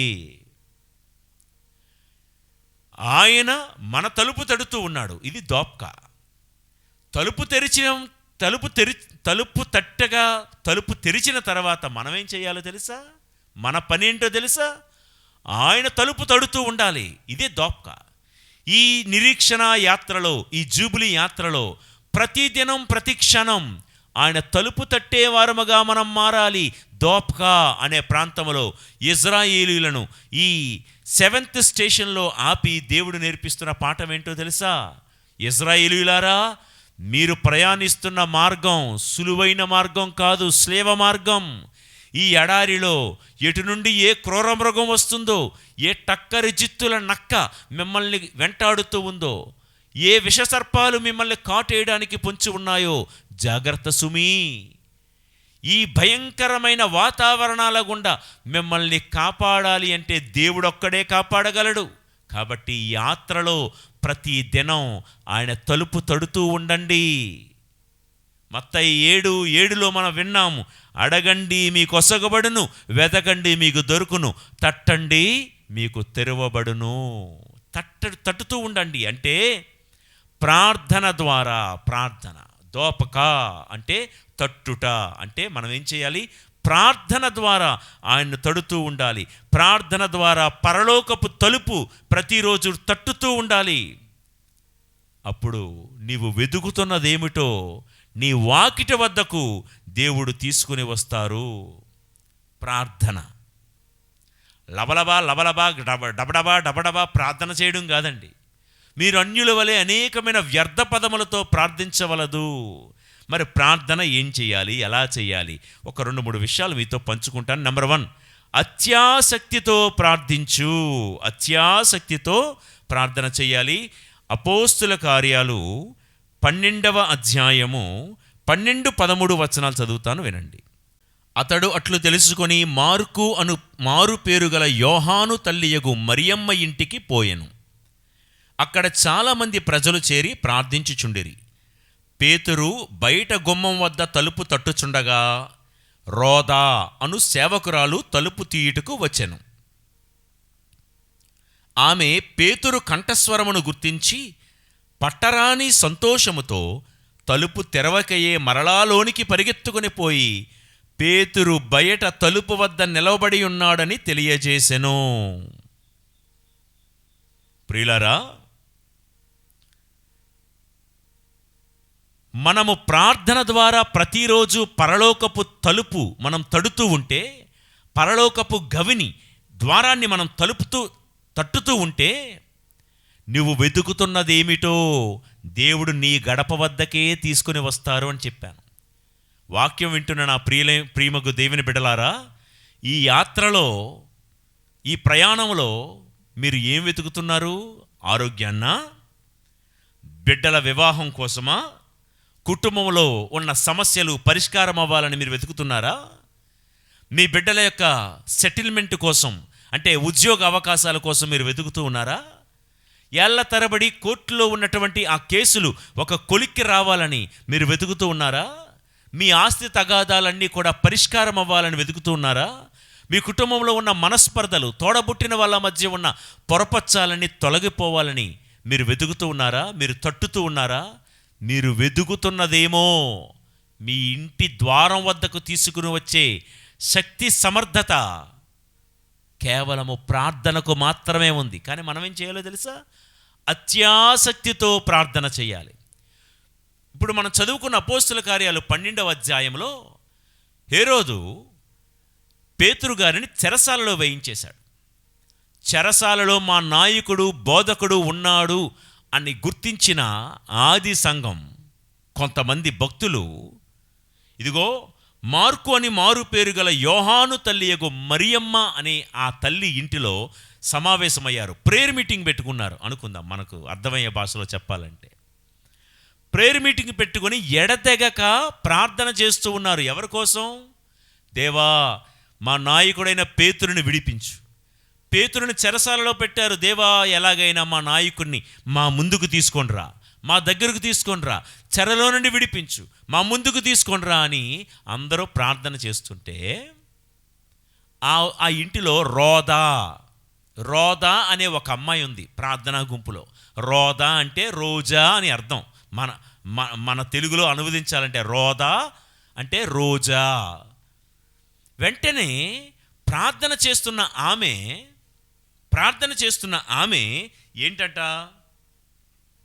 ఎందుకో ఉన్నట్టుండి తలుపు దగ్గరకు వచ్చిందంట. తలుపు దగ్గరకు రాగానే తలుపు వద్ద ఒకవైపేమో ప్రార్థనా స్వరం వినబడుతుంది లోపల నుంచి. తలుపు వద్ద ఆవిడికి ఎవరి స్వరం వినబడిందంట?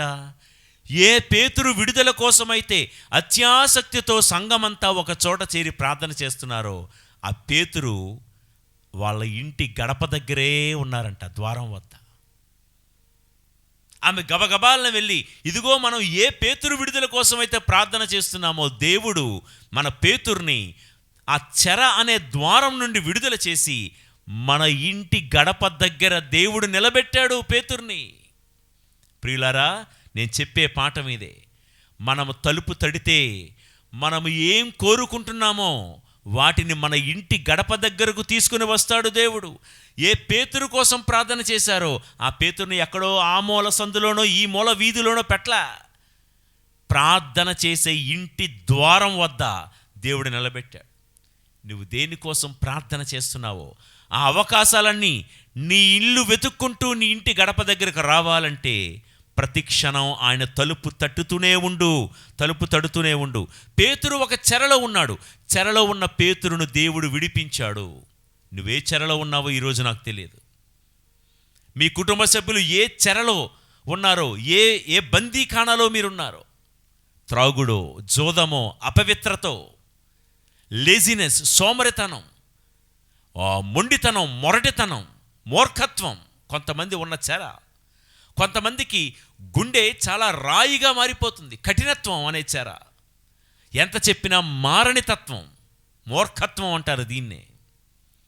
ఇటువంటి చెరల్లో ఉంటే, కోపం, అసూయ అనే చెరలో ఉంటే, ప్రియులారా, నీవు ఏ చెరలో ఉన్నావో నీ కుటుంబం అంతా ప్రార్థనతో నిండిపోతే చెరలో నుండి విడిపించడం మాత్రమే కాదు, నువ్వు వెతుకుతున్న వాటిని నీ ఇంటి గడప వద్దకు కూడా దేవుడు తీసుకుని వస్తాడు. ప్రార్థించే ఇంటి కోసం పరలోక దూతలు వెతుకుతూ ఉంటారు ప్రతిరోజు. ఆ వీధిలో ఏ ఇంటిలో నుంచి ప్రార్థనా స్వరం, స్తుతి స్వరం వినిపిస్తుందో, ఏ ఇంటిలో నుండి అయితే సాంబ్రాణి పొగ వస్తుందో, దేవుడి దూతలు అనుక్షణము గస్తీ కాస్తూ వెతుకుతూనే ఉంటారు. ప్రార్థించు ఇంటి కోసం పరలోకం పనిచేస్తూ ఉంటుంది. దేవుడి దూతలు పనిచేస్తారు. ప్రియులారా, ప్రార్థించే ఇంటి కోసం ఒక ఎంఆర్ఓ పని చేయకపోవచ్చు, ఒక కలెక్టర్ పని చేయకపోవచ్చు, ఆ నియోజకవర్గపు మంత్రో ఎమ్మెల్యేయో పని చేయకపోవచ్చు. కానీ ప్రార్థించే ఇంటి కోసం దేవుడు పనిచేస్తాడు. పరలోక దూతలు పనిచేస్తారు. నీవు కోరుకున్నవి నీ వాకిటి వద్దకే తీసుకుని వస్తారు. ప్రియులారా, విశ్వాసముతో కన్నీటితో ప్రార్థించు, తలుపు తట్టు. రిజల్ట్ ఏంటంటే మనం వెతికేది మన ఇంటి గుమ్మం వద్దకే వస్తుంది. కాకుల ద్వారా ఏలియాను పోషించినట్లుగా దేవుడికి మన సమస్యను పరిష్కరించడానికి పెద్ద పెద్ద హోదాలు, అధికారాలు ఉన్న వాళ్ళు అక్కర్లేదండి.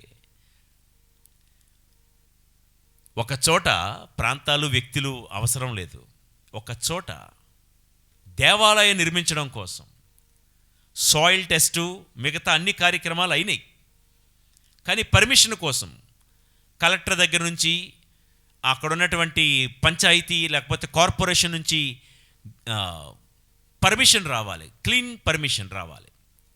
ఎంతో ప్రయత్నించారు ఈ సంఘస్థులు, పెద్దవాళ్ళు, ఆ సంఘంలో హోదా ఉన్నవాళ్ళు చాలా చాలా ప్రయత్నించారు. పెద్ద పెద్ద మంత్రులు, ఎమ్మెల్యేల ద్వారా రికమెండేషన్లు చేయించుకున్నారు. అవలా 2 సంవత్సరాలు కట్టడానికి నిధి సమకూర్చుకున్నారు. సంవత్సరానికి కన్స్ట్రక్షన్ కాస్ట్ పెరిగిపోతుంది. కానీ పని జరగటం లేదు. ఆ సంఘంలో ఉన్న ఒక వృద్ధురాలు అక్కడున్న సంఘస్థులందరికీ సలహా ఇచ్చింది. మనం ఎవరెవరినో సంప్రదించాము, చాలా ఇన్ఫ్లుయెన్స్ వాడాం, చాలా డబ్బు ఇప్పటికే ఖర్చు పెట్టాం. నా మాటగా సంఘమంతా కలిసి దానియేలు 21 రోజుల పాటు ఉపవాసం ఉండి ప్రార్థన చేశాడే. 40 రోజులు అక్కర్లేదు, 21 రోజులు మనం అందరం ఉపవాసం ఉందామా అంటే చాలామంది అన్నారంట, ఊరికే అమ్మా ఇప్పుడేంటి మంత్రాలకు చింతకాయలు రాలుతాయా అన్నట్లుగా ప్రార్థన అంటావేంటమ్మా, మా కష్టమేదో మేము పడుతున్నామని చాలామంది పెదవి విరిస్తే ఆమె మాట విని ఆ సంఘంలో 70 సంవత్సరాల నుండి 70 నుంచి 80 సంవత్సరాల మధ్య ఉన్న వృద్ధులైనటువంటి స్త్రీలు, పురుషులు 15 మంది చేరారటండి. 15 మంది. ఏమండి, నేను వయసు మళ్ళా చెప్తున్నాను, 70 నుండి 80 సంవత్సరాల వయసు. ఉపవాసం చేయలేరు వాళ్ళు, మీకు తెలుసు. ఉపవాసం చేస్తే ప్రమాదం, మీకు తెలుసు. అసలు అటువంటి వాళ్ళు ఉపవాసం చేసిన మనం ఒప్పుకోము కూడా, శ్రీసభ ఒప్పుకోదు కూడా.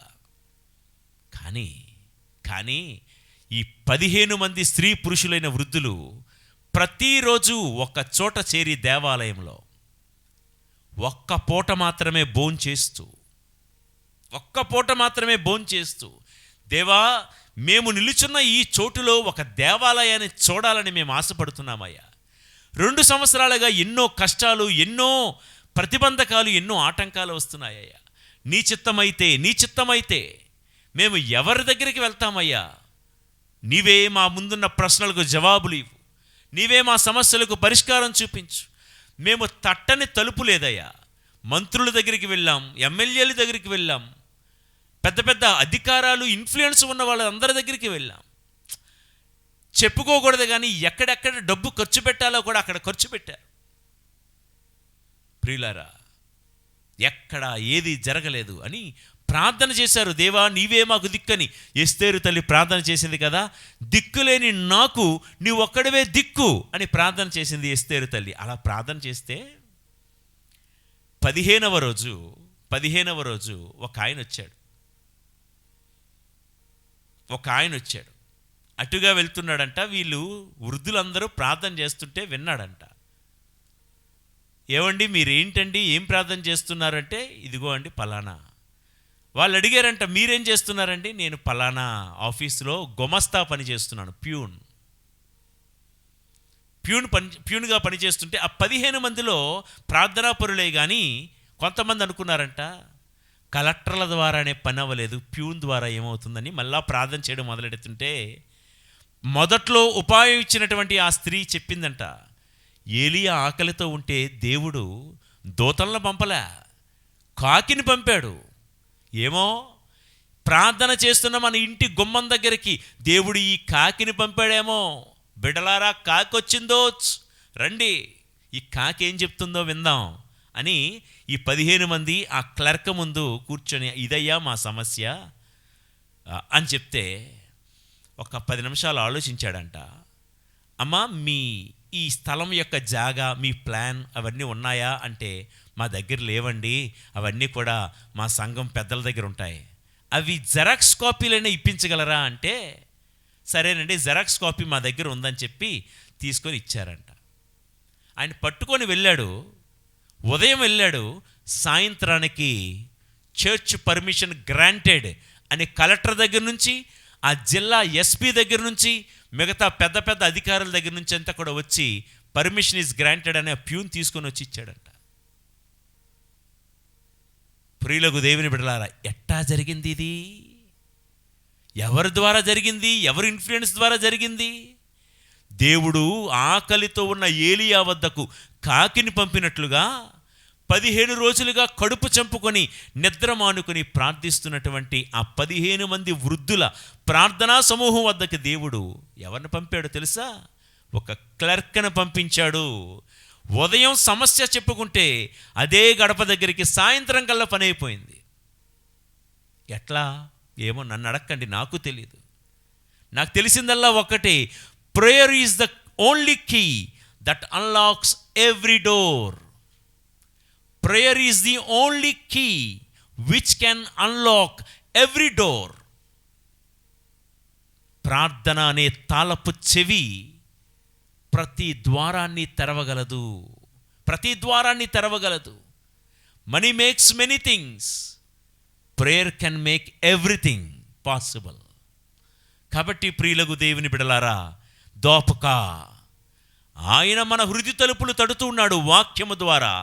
ఆయనకు తలుపు తెరిస్తే మనమేం చేయాలో తెలుసా? ప్రతి దినం అత్యాసక్తితో ప్రార్థన ద్వారా ఆయన తలుపు తడుతూ ఉంటే మనము కోరుకున్నదేదో మన ఇంటి గడప వద్దకు వస్తుంది. ఇక రెండోది, ప్రార్థనలో విసుగక ప్రార్థన చేయాలి. విసుగు అక్కర్లేదండి, అంటే పట్టు వదలకుండా ప్రార్థన చేయాలి.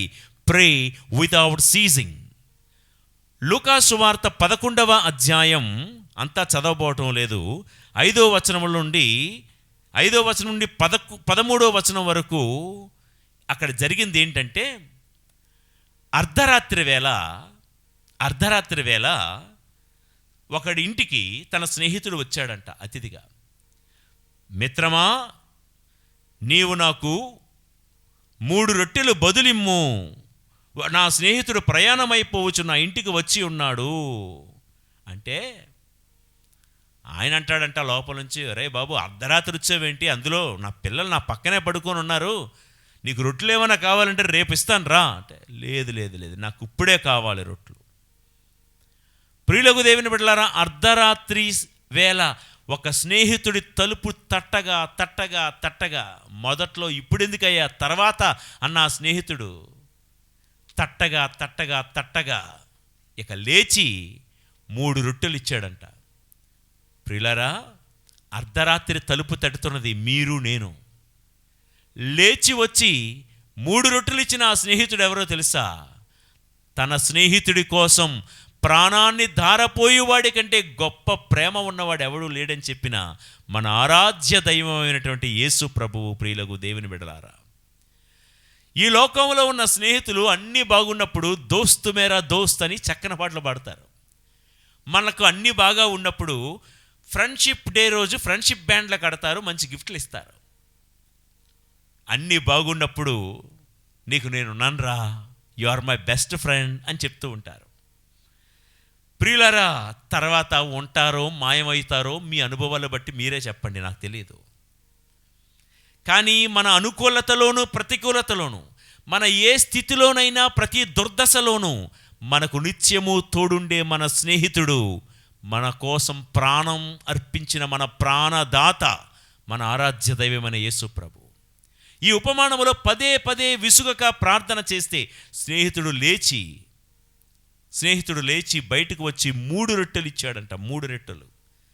ఈ 3 రొట్టెల యొక్క అర్థం ఆధ్యాత్మిక కోణంలో చెప్తే, 1 శరీర సంబంధమైన రొట్టె, 2 ప్రాణ సంబంధమైన రొట్టె, 3వది ఆత్మ సంబంధమైన రొట్టె. ప్రియులకు దేవుని బిడ్డలారా, యాకోబు గారు వ్రాసిన లేఖ 1వ అధ్యాయము 5వ వచనం నుండి కనుక మనం చూస్తే, మనం ఎందుకు మన జీవితంలో ఏదైనా పొందలేకపోతున్నాము అన్న మాటకు అక్కడ ఆన్సర్ ఏంటంటే, దేవుణ్ణి అడగలేకపోతున్నందువలనే, దేవుణ్ణి అడగనందునే మనము కోరుకున్నవి పొందలేకపోతున్నాము అనే మాట అక్కడ ఉంది. ఆ మాట మీరు చదువుకోండి బైబిల్లో. మనము దేవుణ్ణి అడగనందునే మనము కోరుకున్నవి పొందలేకపోతున్నాం. అదే అడిగితే మనము కోరుకున్నవి పొందలేమా? ప్రియులారా, మేము ప్రార్థిస్తున్నామండి కానీ మా వల్ల కావట్లేదు. ఎప్పటి నుంచో ప్రార్థన చేస్తున్నామండి కానీ పొందలేకపోతున్నామండి. నేను అదే దోప్గా చెప్తున్నానంటే, ఆయన తలుపు తట్టే ముందు నేను చెప్పాను కదా ఇందాకలా, ఆయన తలుపు తట్టగా నువ్వు తలుపు తెరిచేవానివై ఉండాలి. ఆయన తలుపు తట్టినప్పుడు తలుపు తెరవకుండా నేను తట్టినప్పుడు తెరిచేయంటే, ఆ ఇంటికి ఈ ఇల్లు ఎంత దూరమో ఈ ఇంటికి కూడా ఆ ఇల్లు అంతే దూరం కదా. పాత సామెత అయినా ఇది కరెక్ట్ అండి. ప్రియులకు దేవుని బిడ్డలారా, మన జీవితంలో ఈ station, the 7th station called దోప్కా, ఈ దోప్కా అనే ప్రాంతంలో మనం కూడా కాసేపు ఆగి, నా జీవితంలో ప్రయాణిస్తున్నాను, ఈ జీవిత యాత్రలో అందరూ నడుస్తూ ఉంటే నేను పరిగెడుతూ ఉన్నాను, కానీ దేవుడి తలుపు తట్టేవానిగా నేనున్నానా? ఒక్కసారి ఆగు. ఈ యాత్రలో, ఈ ప్రయాణంలో 24 గంటల వ్యవధిలో ఎంతసేపు ఆయన తలుపు తడుతూ ఉన్నాం మనం? ప్రార్థనకు కేటాయించే సమయం ఎంత? వ్యక్తిగత ప్రార్థన, కుటుంబ ప్రార్థన, విజ్ఞాపన ప్రార్థన, మధ్యవర్తి ప్రార్థన, పశ్చాత్తాప కన్నీటి ప్రార్థన, కృతజ్ఞతా ప్రార్థన, సంఘ ప్రార్థన, సామూహిక ప్రార్థన. ఏమండి, ఇన్ని ప్రార్థనలు ఉన్నాయి. మౌఖిక ప్రార్థన అంటే ఓరల్ ప్రేయర్, మెడిటేషన్ ధ్యానం, కాంటంప్లేషన్, మేధో ప్రార్థన, ఇటువంటివి ఎన్ని ఉన్నాయండి శ్రీసభలో. ఇవన్నీ వదిలిపెట్టి వాళ్ళతోనూ వీళ్ళతోనూ ముచ్చట్లు, ముసలమ్మ ముచ్చట్లు, గాలి కబుర్లు, వ్యక్తులతో సంభాషించడమే, వ్యక్తులతో సంభాషించుకోవడానికి సెల్ ఫోన్ తీసుకొని చాటింగ్లు చేయడానికే మనకు టైం సరిపోతుంటే, మన యాత్రలో మనకు తోడై ఉండి గమ్యమైన పరలోక కణానికి మనల్ని చేర్చే ఏకైక దిక్కు, మన మొక్కు ఆ ప్రభుతో సంభాషించే టైం ఎంత ప్రియులకు దేవుని బిడ్డలారా? రోడ్డు మీద బిచ్చగాడు బిచ్చమెత్తుకున్నట్లుగా ప్రతి ప్రార్థనలో దేవుడి ముందు ఒక బిచ్చగాడిగా మనం నిలబడాలి అంటాడు పునీత అగస్టీని గారు. రోడ్డు మీద బిచ్చగాళ్ళు చూస్తామండి, ఎక్కడైనా ట్రాఫిక్ సిగ్నల్ దగ్గర లైట్ ఆగినప్పుడు అడుగుతారు, మళ్ళీ కొడతారు, మళ్ళీ బాధ భరించలేక ఒకవేళ 10 రూపాయలు, 20 రూపాయలు, లేకపోతే 5 రూపాయలు కనిపించకపోతే అక్కడ 100 రూపాయలు ఉంటే 100 రూపాయలు కూడా ఇచ్చేస్తాం. ఎందుకంటే పదే అగస్టిని గారు అంటారు, ప్రార్థనలో నీ డిగ్నిటీ చూసుకోకు, పరిసయ్యుల్లాగా సొంకరలాగా దూరం నిలబడి కన్నులనైనను ఎత్తుటకు సాహసించక ఒక బిచ్చగాడిలాగా యాచించు. నువ్వు కోరుకున్న దానికంటే, నీవు ఊహించు దానికంటే అధికముగా దేవుడు నీకు దయచేస్తాడు. ప్రియులకు దేవుని బిడ్డలారా, చివరిగా ఈ మాట చెప్పి నేను ఈ కార్యక్రమాన్ని ముగిస్తాను. సంఘ ప్రార్థన ఆదికాండం 24వ అధ్యాయంలో 11, 12, 16 వచనాలు మీరు తర్వాత చదువుకోండి. అబ్రహాము గారి సేవకుడైన ఎలియాజరు తన యజమాని అయిన అబ్రహాము కుమారుడైన ఇస్సాకుకి పెళ్లి సంబంధం కుదర్చడానికి బయలుదేరుతూ అక్కడ పద్దనారాము అనే ప్రాంతానికి వచ్చేటప్పుడు ఆ ఊరి పొలిమేరల్లో తను మోకరించి ప్రార్థన చేస్తున్నాడు. తాను మోకరిస్తే తనతో పాటు వచ్చినటువంటి ఒంటెలు కూడా మోకరించి ప్రార్థన చేశాయంటండి. దేవా, ఈ ఊరిలో నా యజమాని కొడుక్కి మంచి పెళ్లి కుమార్తెను చూడడానికి వచ్చాను. నీ చిత్తమైతే నేను మొదట చూసిన వ్యక్తి ఎవరిని నీళ్లు పొయ్యమని అడుగుతానో ఆ స్త్రీనే నా యజమాని కుమారుడికి భార్యగా ఇవ్వని ప్రార్థన చేసుకున్నాడు. ఒక్క మాట అడుగుతా, ఈ ఎలియాజరు ప్రార్థన ఎక్కడి నుంచి నేర్చుకొని ఉండుంటాడు? గమ్మత్ ఏంటంటే కూడా వచ్చిన ఒంటెలు కూడా మోకాలేసి ప్రార్థన చేశాయి. ఇవన్నీ ఎక్కడి నుంచి నేర్చుకొని ఉంటాయి? మీ ఇంట్లో పెంచుకున్న పప్పి, ఆ కుక్క పిల్ల మీరేం చేస్తున్నారో చూసి చూసి చూసి చూసి చూసి అవి కూడా అదే చేస్తాయి. షేక్ హ్యాండ్ అంటే వాటికి షేక్ హ్యాండ్ ఎట్లా వస్తుంది? కుక్కలకి షేక్ హ్యాండ్ ఇచ్చుకుంటాయా? ఉండవు, మనం నేర్పిస్తే తప్ప. కొన్ని ఇళ్లల్లో పెంపుడు కుక్కలు కైకై మనం ఎందుకు అరుస్తాయో నాకు తర్వాత అర్థమైంది. కొన్ని ఇళ్లల్లో కుక్కలు చాలా మైల్డ్గా, చాలా ఫ్రెండ్లీగా, సాఫ్ట్గా ఉంటాయి. అరవు, ఎక్కడో దొంగలు ఏదో చప్పుడైతే అరుస్తాయి కానీ ఊరకని అరవు. ఎందుకంటే ఆ ఇంట్లో వాళ్ళందరూ సైలెంట్. కొన్ని ఇళ్లల్లో కుక్కలు గోల ఎందుకో తెలుసా? ఇంకా నేను ఆ మాట చెప్తే మీరు ఫీల్ అవుతారేమో. రోజు గోలే, భార్యాభర్తలు అరుసుకోవడం చూస్తూ ఉంది ఇలా పాలు తాగుతూ చిన్నప్పటి నుంచి. ఇదిగో తమ్ముడు అక్క అరుసుకోవడం చూస్తూ ఉంది ఇలా పాలు తాగుతూ కళ్ళు మిటకరిస్తే అలాగా. ఓహో, పిల్లలు తల్లిదండ్రులు అరుచుకుంటున్న రోజు చూస్తూ ఉంది. ఓహో, ఈ ఇంట్లో రోజు నాకు ఫుడ్ దొరకాలంటే నేను కూడా అరవాలేమో అని చెప్పి ఆ కుక్క అరుస్తా ఉంది. మన ఇంట్లో ఏం జరుగుతుందో ఏం చేస్తున్నామో చూసే మన పిల్లలైనా కుక్క పిల్లలైనా నేర్చుకుంటాయి. అబ్రహాము ఇంటిలో రోజు అబ్రహాము తాను గుడారాల్లో ఉంటూ దేవుడికి బలిపీఠాలు కట్టుకుంటూ అబ్రహాము ప్రార్థించడం చూసి నేర్చుకున్నాడు సేవకుడు. ఈ సేవకులే నేర్చుకుంటే ఆ సేవకులు మేపుతున్న జంతువులు కూడా అబ్రహాములాగా ప్రార్థన చేయడం నేర్చుకున్నాయి. ప్రియులకు దేవుని బిడ్డలారా, ఏం జరిగిందో తెలుసా? పనివాడు ఒంటెలన్నీ కూడా కలిసి ప్రార్థన చేస్తూ ఉంటే సమయము రాకముందే దేవుడు ఏం చేశాడంటే ఒక చిన్నదాన్ని, రెబెక్కాను పంపించాడు. అమ్మా, నాకు నీళ్ళు వేస్తావా అంటే, నీకే కాదు నీ ఒంటెలకు కూడా నీళ్లు పెడతా కొట్టనిండా అని బావిలో నీళ్లు తోడిస్తే దేవుడు చూపించాడు, ఇదిగో ఈ స్త్రీ నీ యజమాని కుమారుడికి తగిన భార్య అని. ప్రియులారా, మీ ఇంట్లో మీరు ఎలా ప్రార్థన చేస్తున్నారు? మీ ఇంటి బిడ్డగా నన్ను అడగనమండి ప్రశ్న. కుర్చీల మీద హాయిగా కూర్చోనో, సోఫాల మీద చక్కగా ఆనుకోనో, మంచాల మీద పడుకోనో ఒకవేళ మీరు ప్రార్థన చేస్తున్నారా?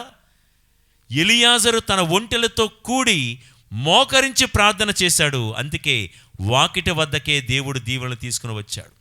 కాబట్టి ప్రియులకు దేవుని బిడ్డలారా, నేను ముగించే ముందు కొంతమంది పునీతులు ప్రార్థన గురించి ఏ మాట మాట్లాడారో చెప్పి నేను ఈ కార్యక్రమాన్ని ముగిస్తాను. పునీత లోయోలాపురి ఇన్యాసు వారు ఏమంటారంటే, ప్రతి కార్యం దేవుని మీదే ఆధారపడినట్లు చేయండి, దేవుడి మీదే ఆధారపడినట్లు ప్రార్థించండి, ప్రతి కార్యం మీ మీదే ఆధారపడినట్లు పని చెయ్యండి అంటాడు ఆయన. పునీత సిప్రియాను గారు ఏమంటున్నారో విందామా? పదే ప్రార్థనలోనూ వాక్య పఠనములోనూ తరించండి. ప్రార్థన ద్వారా దేవునితో మనం మాట్లాడుతాం, వాక్కు పఠనము ద్వారా దేవుడు మనతో మాట్లాడతాడు. అంటే సిప్రియన్ గారు ఏమంటున్నారంటే, ప్రార్థన ద్వారా మనము దేవుని తలుపు తడుతున్నాం, వాక్కు పఠనము ద్వారా దేవుడు మన తలుపు తడుతూ ఉన్నాడు. దోపకా అంటే తట్టుట. పునీత అగస్టిని గారు ఆయన అన్న మాట ఇందాకలా విన్నాం మనం. దేవుడి ముందు ఒక బిచ్చగాడిగా ఉంటూ ప్రార్థన చేయాలని అంటూనే, ఆత్మకు ఊపిరి శ్వాస వంటిది ప్రార్థన అంటాడు.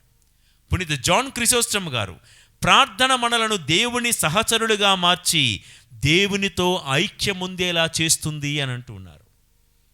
పునీత మహాసింహరాయలు పోప్ లియో ద గ్రేట్ ప్రార్థనకు మనం కేటాయించే సమయమే దేవునికి మనము అర్పించే మహా ఐశ్వర్యం అంటూ ఉంటారు. పునీత సిరిల్ గారు ఏమంటున్నారంటే, ప్రార్థించు వారిలో మార్పు లేని ప్రార్థన అసలు ప్రార్థనే కాదు. అంటే మనం ప్రార్థించేటప్పుడు మనం మారకుండా ఏంటి, మన చెడు మాటలు, చెడు తలంపులు, మన చెడు కార్యాలు, చెడు బుద్ధులు, అపవిత్రత మనం మానుకోకుండా, చూసారా చెప్పాను కదా, మోషేలాగా చెప్పులు విడవకుండా మండుచున్న పొదలో ఎన్నాళ్ళుంటే ఏం లాభం? పాపపు కార్యాలు విడిచిపెట్టకుండా దేవుడి మందిరంలో ఎంత గడిపినా ఏం లాభం? పాపిష్టి కార్యాలు, పాపపు తలంపులు, తోటి సోదరి సోదరుడి మీద ఈర్ష్య ద్వేషం వదిలిపెట్టకుండా రోజు గుడికెళ్ళి వచ్చేస్తే ఏం ప్రయోజనం? ఇది సిరిల్ గారు అంటున్నమాట. మనలో మార్పు లేకుండా చేసే ప్రార్థనే కాదంటాడు ఆయన. పునీత మటిల్డా గారు ఏమంటున్నారో విందాం.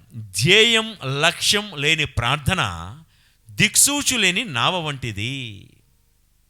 పునీత ఫ్రాన్సిస్ డిసాలిస్ వారు ఏమంటున్నారంటే, ప్రార్థన అంటే దేవుని వైపు ప్రేమతో చూడడమే, దేవుని ఎదుట చాచిన చేతులతో ఉండడమే ప్రార్థన అంటున్నారు. మనందరికీ తెలిసినట్లుగా గ్రెగరీ గారు ఏమంటారంటే, దేవునితో సంభాషించడమే ప్రార్థన అని అంటున్నారు. కాబట్టి నా ప్రియ దేవుని బిడలారా, ద 7th స్టేషన్ దోప్కా. ఇజ్రాయిలీల ఎడారి యాత్రలో ఈ సీను అనే అరణ్యం దాటాక దేవుడు వారిని దోప్కా అనే ఈ ప్రాంతంలో ఆపి ఈ పాఠాలన్నీ నేర్పిస్తున్నారండి. నిరీక్షణతో కలిసి ప్రయాణిస్తున్న యాత్రిక శ్రీసభ అయినటువంటి మనందరినీ ఈ జూబిలీ యాత్రలో దేవుడు ఆపి, బిడలారా దోప్కా, దేవుడు వాక్యం ద్వారా తట్టుతూ ఉన్నాడు. బిలాము అనే ప్రవక్తని గాడిద ద్వారా దేవుడు తట్టాడు, హెచ్చరించాడు. మనల్ని తట్టడానికి పెద్ద పెద్ద బోధకులే అక్కర్లేదండి. నీ ఇంటి పనిపిల్ల చాలు మనల్ని తట్టడానికి. మన ఇంటి పనిపిల్ల చాలు. ఒక ఫాదర్ దగ్గరికి ఒక అమ్మాయి వచ్చింది. ఒక అమ్మాయి వచ్చి ఇలా అడిగేది, ఫాదర్ గారండి బైబిల్ ఉందా అండి అంటే, ఆమెది చాలా పేద స్థితి అంట, చాలా పేద స్థితి. వాళ్ళ ఇంట్లో ఒక పూట తింటారు, ఒక పూట తినరు. అయితే ఆ అమ్మాయి అడిగింది, బైబిల్ ఉందా అంటే, అమ్మా ఇప్పుడు కొత్త బైబిల్ వచ్చిందమ్మా, బైండింగ్తో ఉన్నది, అది 500 రూపాయలమ్మా, ఖరీదు ఎక్కువమ్మా అని ఫాదర్ గారు అంటూ ఉంటుంటే, ఎందుకంటే ఆవిడ ఆర్థిక స్థితి చూసి ఆ పిల్ల అందంట, 500 అయితే ఏం ఫాదర్, బైబిల్ గ్రంథమే కదా, అది దేవుడి వాక్యమే కదా, 500 అయితే ఏముంది ఫాదర్, ఇవ్వండి అందంట. ఆవిడ మాటలు విన్నాక చెప్పేస్తా, ఆ ఫాదర్ ఎవరో కాదు, నేనే, మా ఊర్లోనే. నేను అనుకున్నాను 500 కదా, అమ్మాయి స్తోమతకు ఒకవేళ ఖర్చు పెట్టలేదేమో. ఆ అమ్మాయి ఆ మాట చెప్పగానే నాకే సిగ్గేసింది. ఆ అమ్మాయి చాలా పేద స్థితిలో ఉంటూ కూడా 500 అయితే ఏం ఫాదర్, బైబిల్ గ్రంథమే కదా, ఇవ్వండి ఫాదర్, నేను కొనుక్కుంటాను ఎలాగైనా అంది. ఒక గురువుగా నేను ఆ అమ్మాయికి ఆ బైబిల్ గిఫ్ట్గా ఇవ్వలేనా అనిపించి నా మీద నాకే సిగ్గేసింది. ప్రియులకు దేవుని బిడలారా, బైబిల్ గ్రంథాన్ని ఆశీర్వదించి ఆ అమ్మాయికి ఇవ్వడం జరిగింది. నేను మీతో చెప్పే మాట ఏంటో తెలుసా, ప్రభువు తడుతూ ఉంటాడు. గురువుగా నాకు ఎవరో పెద్ద బిషప్పులు వచ్చి నాకు ప్రసంగాలు చెప్పక్కర్లే. నా విచారణలో ఉన్న ఒక పేద స్త్రీ ద్వారా దేవుడు నాతో మాట్లాడాడు, నా తలుపు తట్టాడు. ఏంటో తెలుసా, బైబిల్ అయితే ఏమి, 500 అయితే ఏమి, 1000 రూపాయలు అయితేనేమి. నేనేదో చీప్ రేటుకి కొనుక్కోవాలనుకోవటం లేదు, నేను కొనుక్కోవాలని ఆశపడుతున్నాను. ఆవిడికి వాక్యం మీద ఎంత శ్రద్ధ. మనం అనుకుంటాం పల్లెల్లో సాదాసీదా ప్రజల ద్వారా దేవుడు మాబోటి గురువులకి ఎన్నో నేర్పిస్తూ ఉంటాడు. ప్రియులకు దేవుని బిడలారా, కాబట్టి ఆయన తట్టుతూ ఉంటాడు. ఇంట్లో ఉన్న చిన్న పనిపిల్ల ద్వారా, మన ఇంటి పిల్లల ద్వారా దేవుడు మాట్లాడుతూ తట్టుతూ ఉంటాడు. ఆయన తట్టిన వెంటనే స్పందించి ద్వారాన్ని తెరిచిన వాళ్ళమై ఉండాలి. పోస్ట్ పోన్ చేయొద్దు, వాయిదాలు వేయొద్దు. ఆయన తట్టుతున్నప్పుడు మనము తలుపులు తెరిస్తే ఆయన మనలోనికి వస్తాడు, మనతోనే భుజిస్తాడని విన్నాం. అయితే రెండోది కూడా ఏంటంటే, ప్రతిరోజు ఆయన తలుపు మనం తట్టుతూ ఉండాలి. ప్రార్థన ద్వారా, ప్రార్థన ఉన్న కుటుంబాల కోసం దేవుడే పనిచేస్తూ ఉంటాడు, పరలోకపు దూతలే పనిచేస్తూ ఉంటారని మనం విన్నాం. కాబట్టి ప్రియులకు దేవుని బిడలారా, దేవుణ్ణి ఎల్లప్పుడూ తట్టుతూ ఉందాం. తట్టండి, మీకు తెరవబడును. మీరు వెతికే ప్రతి దీవెన దేవుడు మన గుమ్మాలకు తెరుస్తారు. కాబట్టి ఈ యాత్రలో ఎన్ని పనులున్నా, ఎంత బిజీగా ఉన్నా, వ్యక్తిగత ప్రార్థన మరవద్దు. కుటుంబముగా కూర్చొని ఎంతో కొంత సమయం ప్రార్థనలో గడపండి. యాత్రలో ముందుకు సాగిపోవాలంటే దోప్కా చాలా ముఖ్యమైనది. ఆయన తడుతున్నప్పుడు మనము ద్వారం తెరవాలి.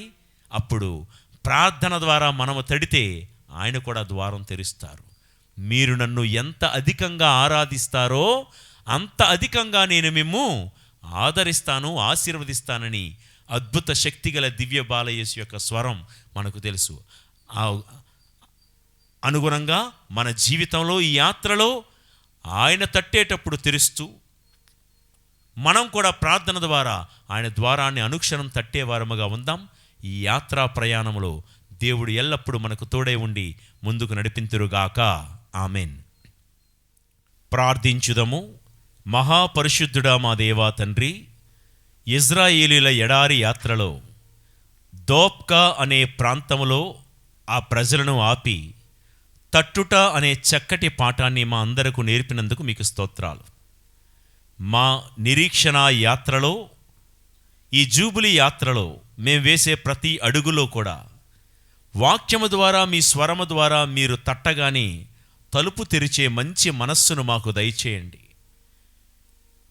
విశ్వాస జీవితంలో మీరు వాక్కు ద్వారా మమ్మల్ని తట్టేటప్పుడు, మారు మనసు పొందమని మీరు మమ్మల్ని ఆహ్వానిస్తున్నప్పుడు ఎంత మాత్రము జాగు చేయక, ఆలస్యము చేయక వెంటనే స్పందించే మంచి మనస్తత్వం మాకు దయచేయండి. అదే విధముగా దోప్కా అనగా తట్టుట, మేము కూడా ప్రార్థన ద్వారా మీ తలుపు తట్టేటప్పుడు మీ చిత్తమైనట్లయితే మేము వెతుకుతున్న దీవెనలు మా ఇంటి గడప వద్దకు తీసుకుని రండి.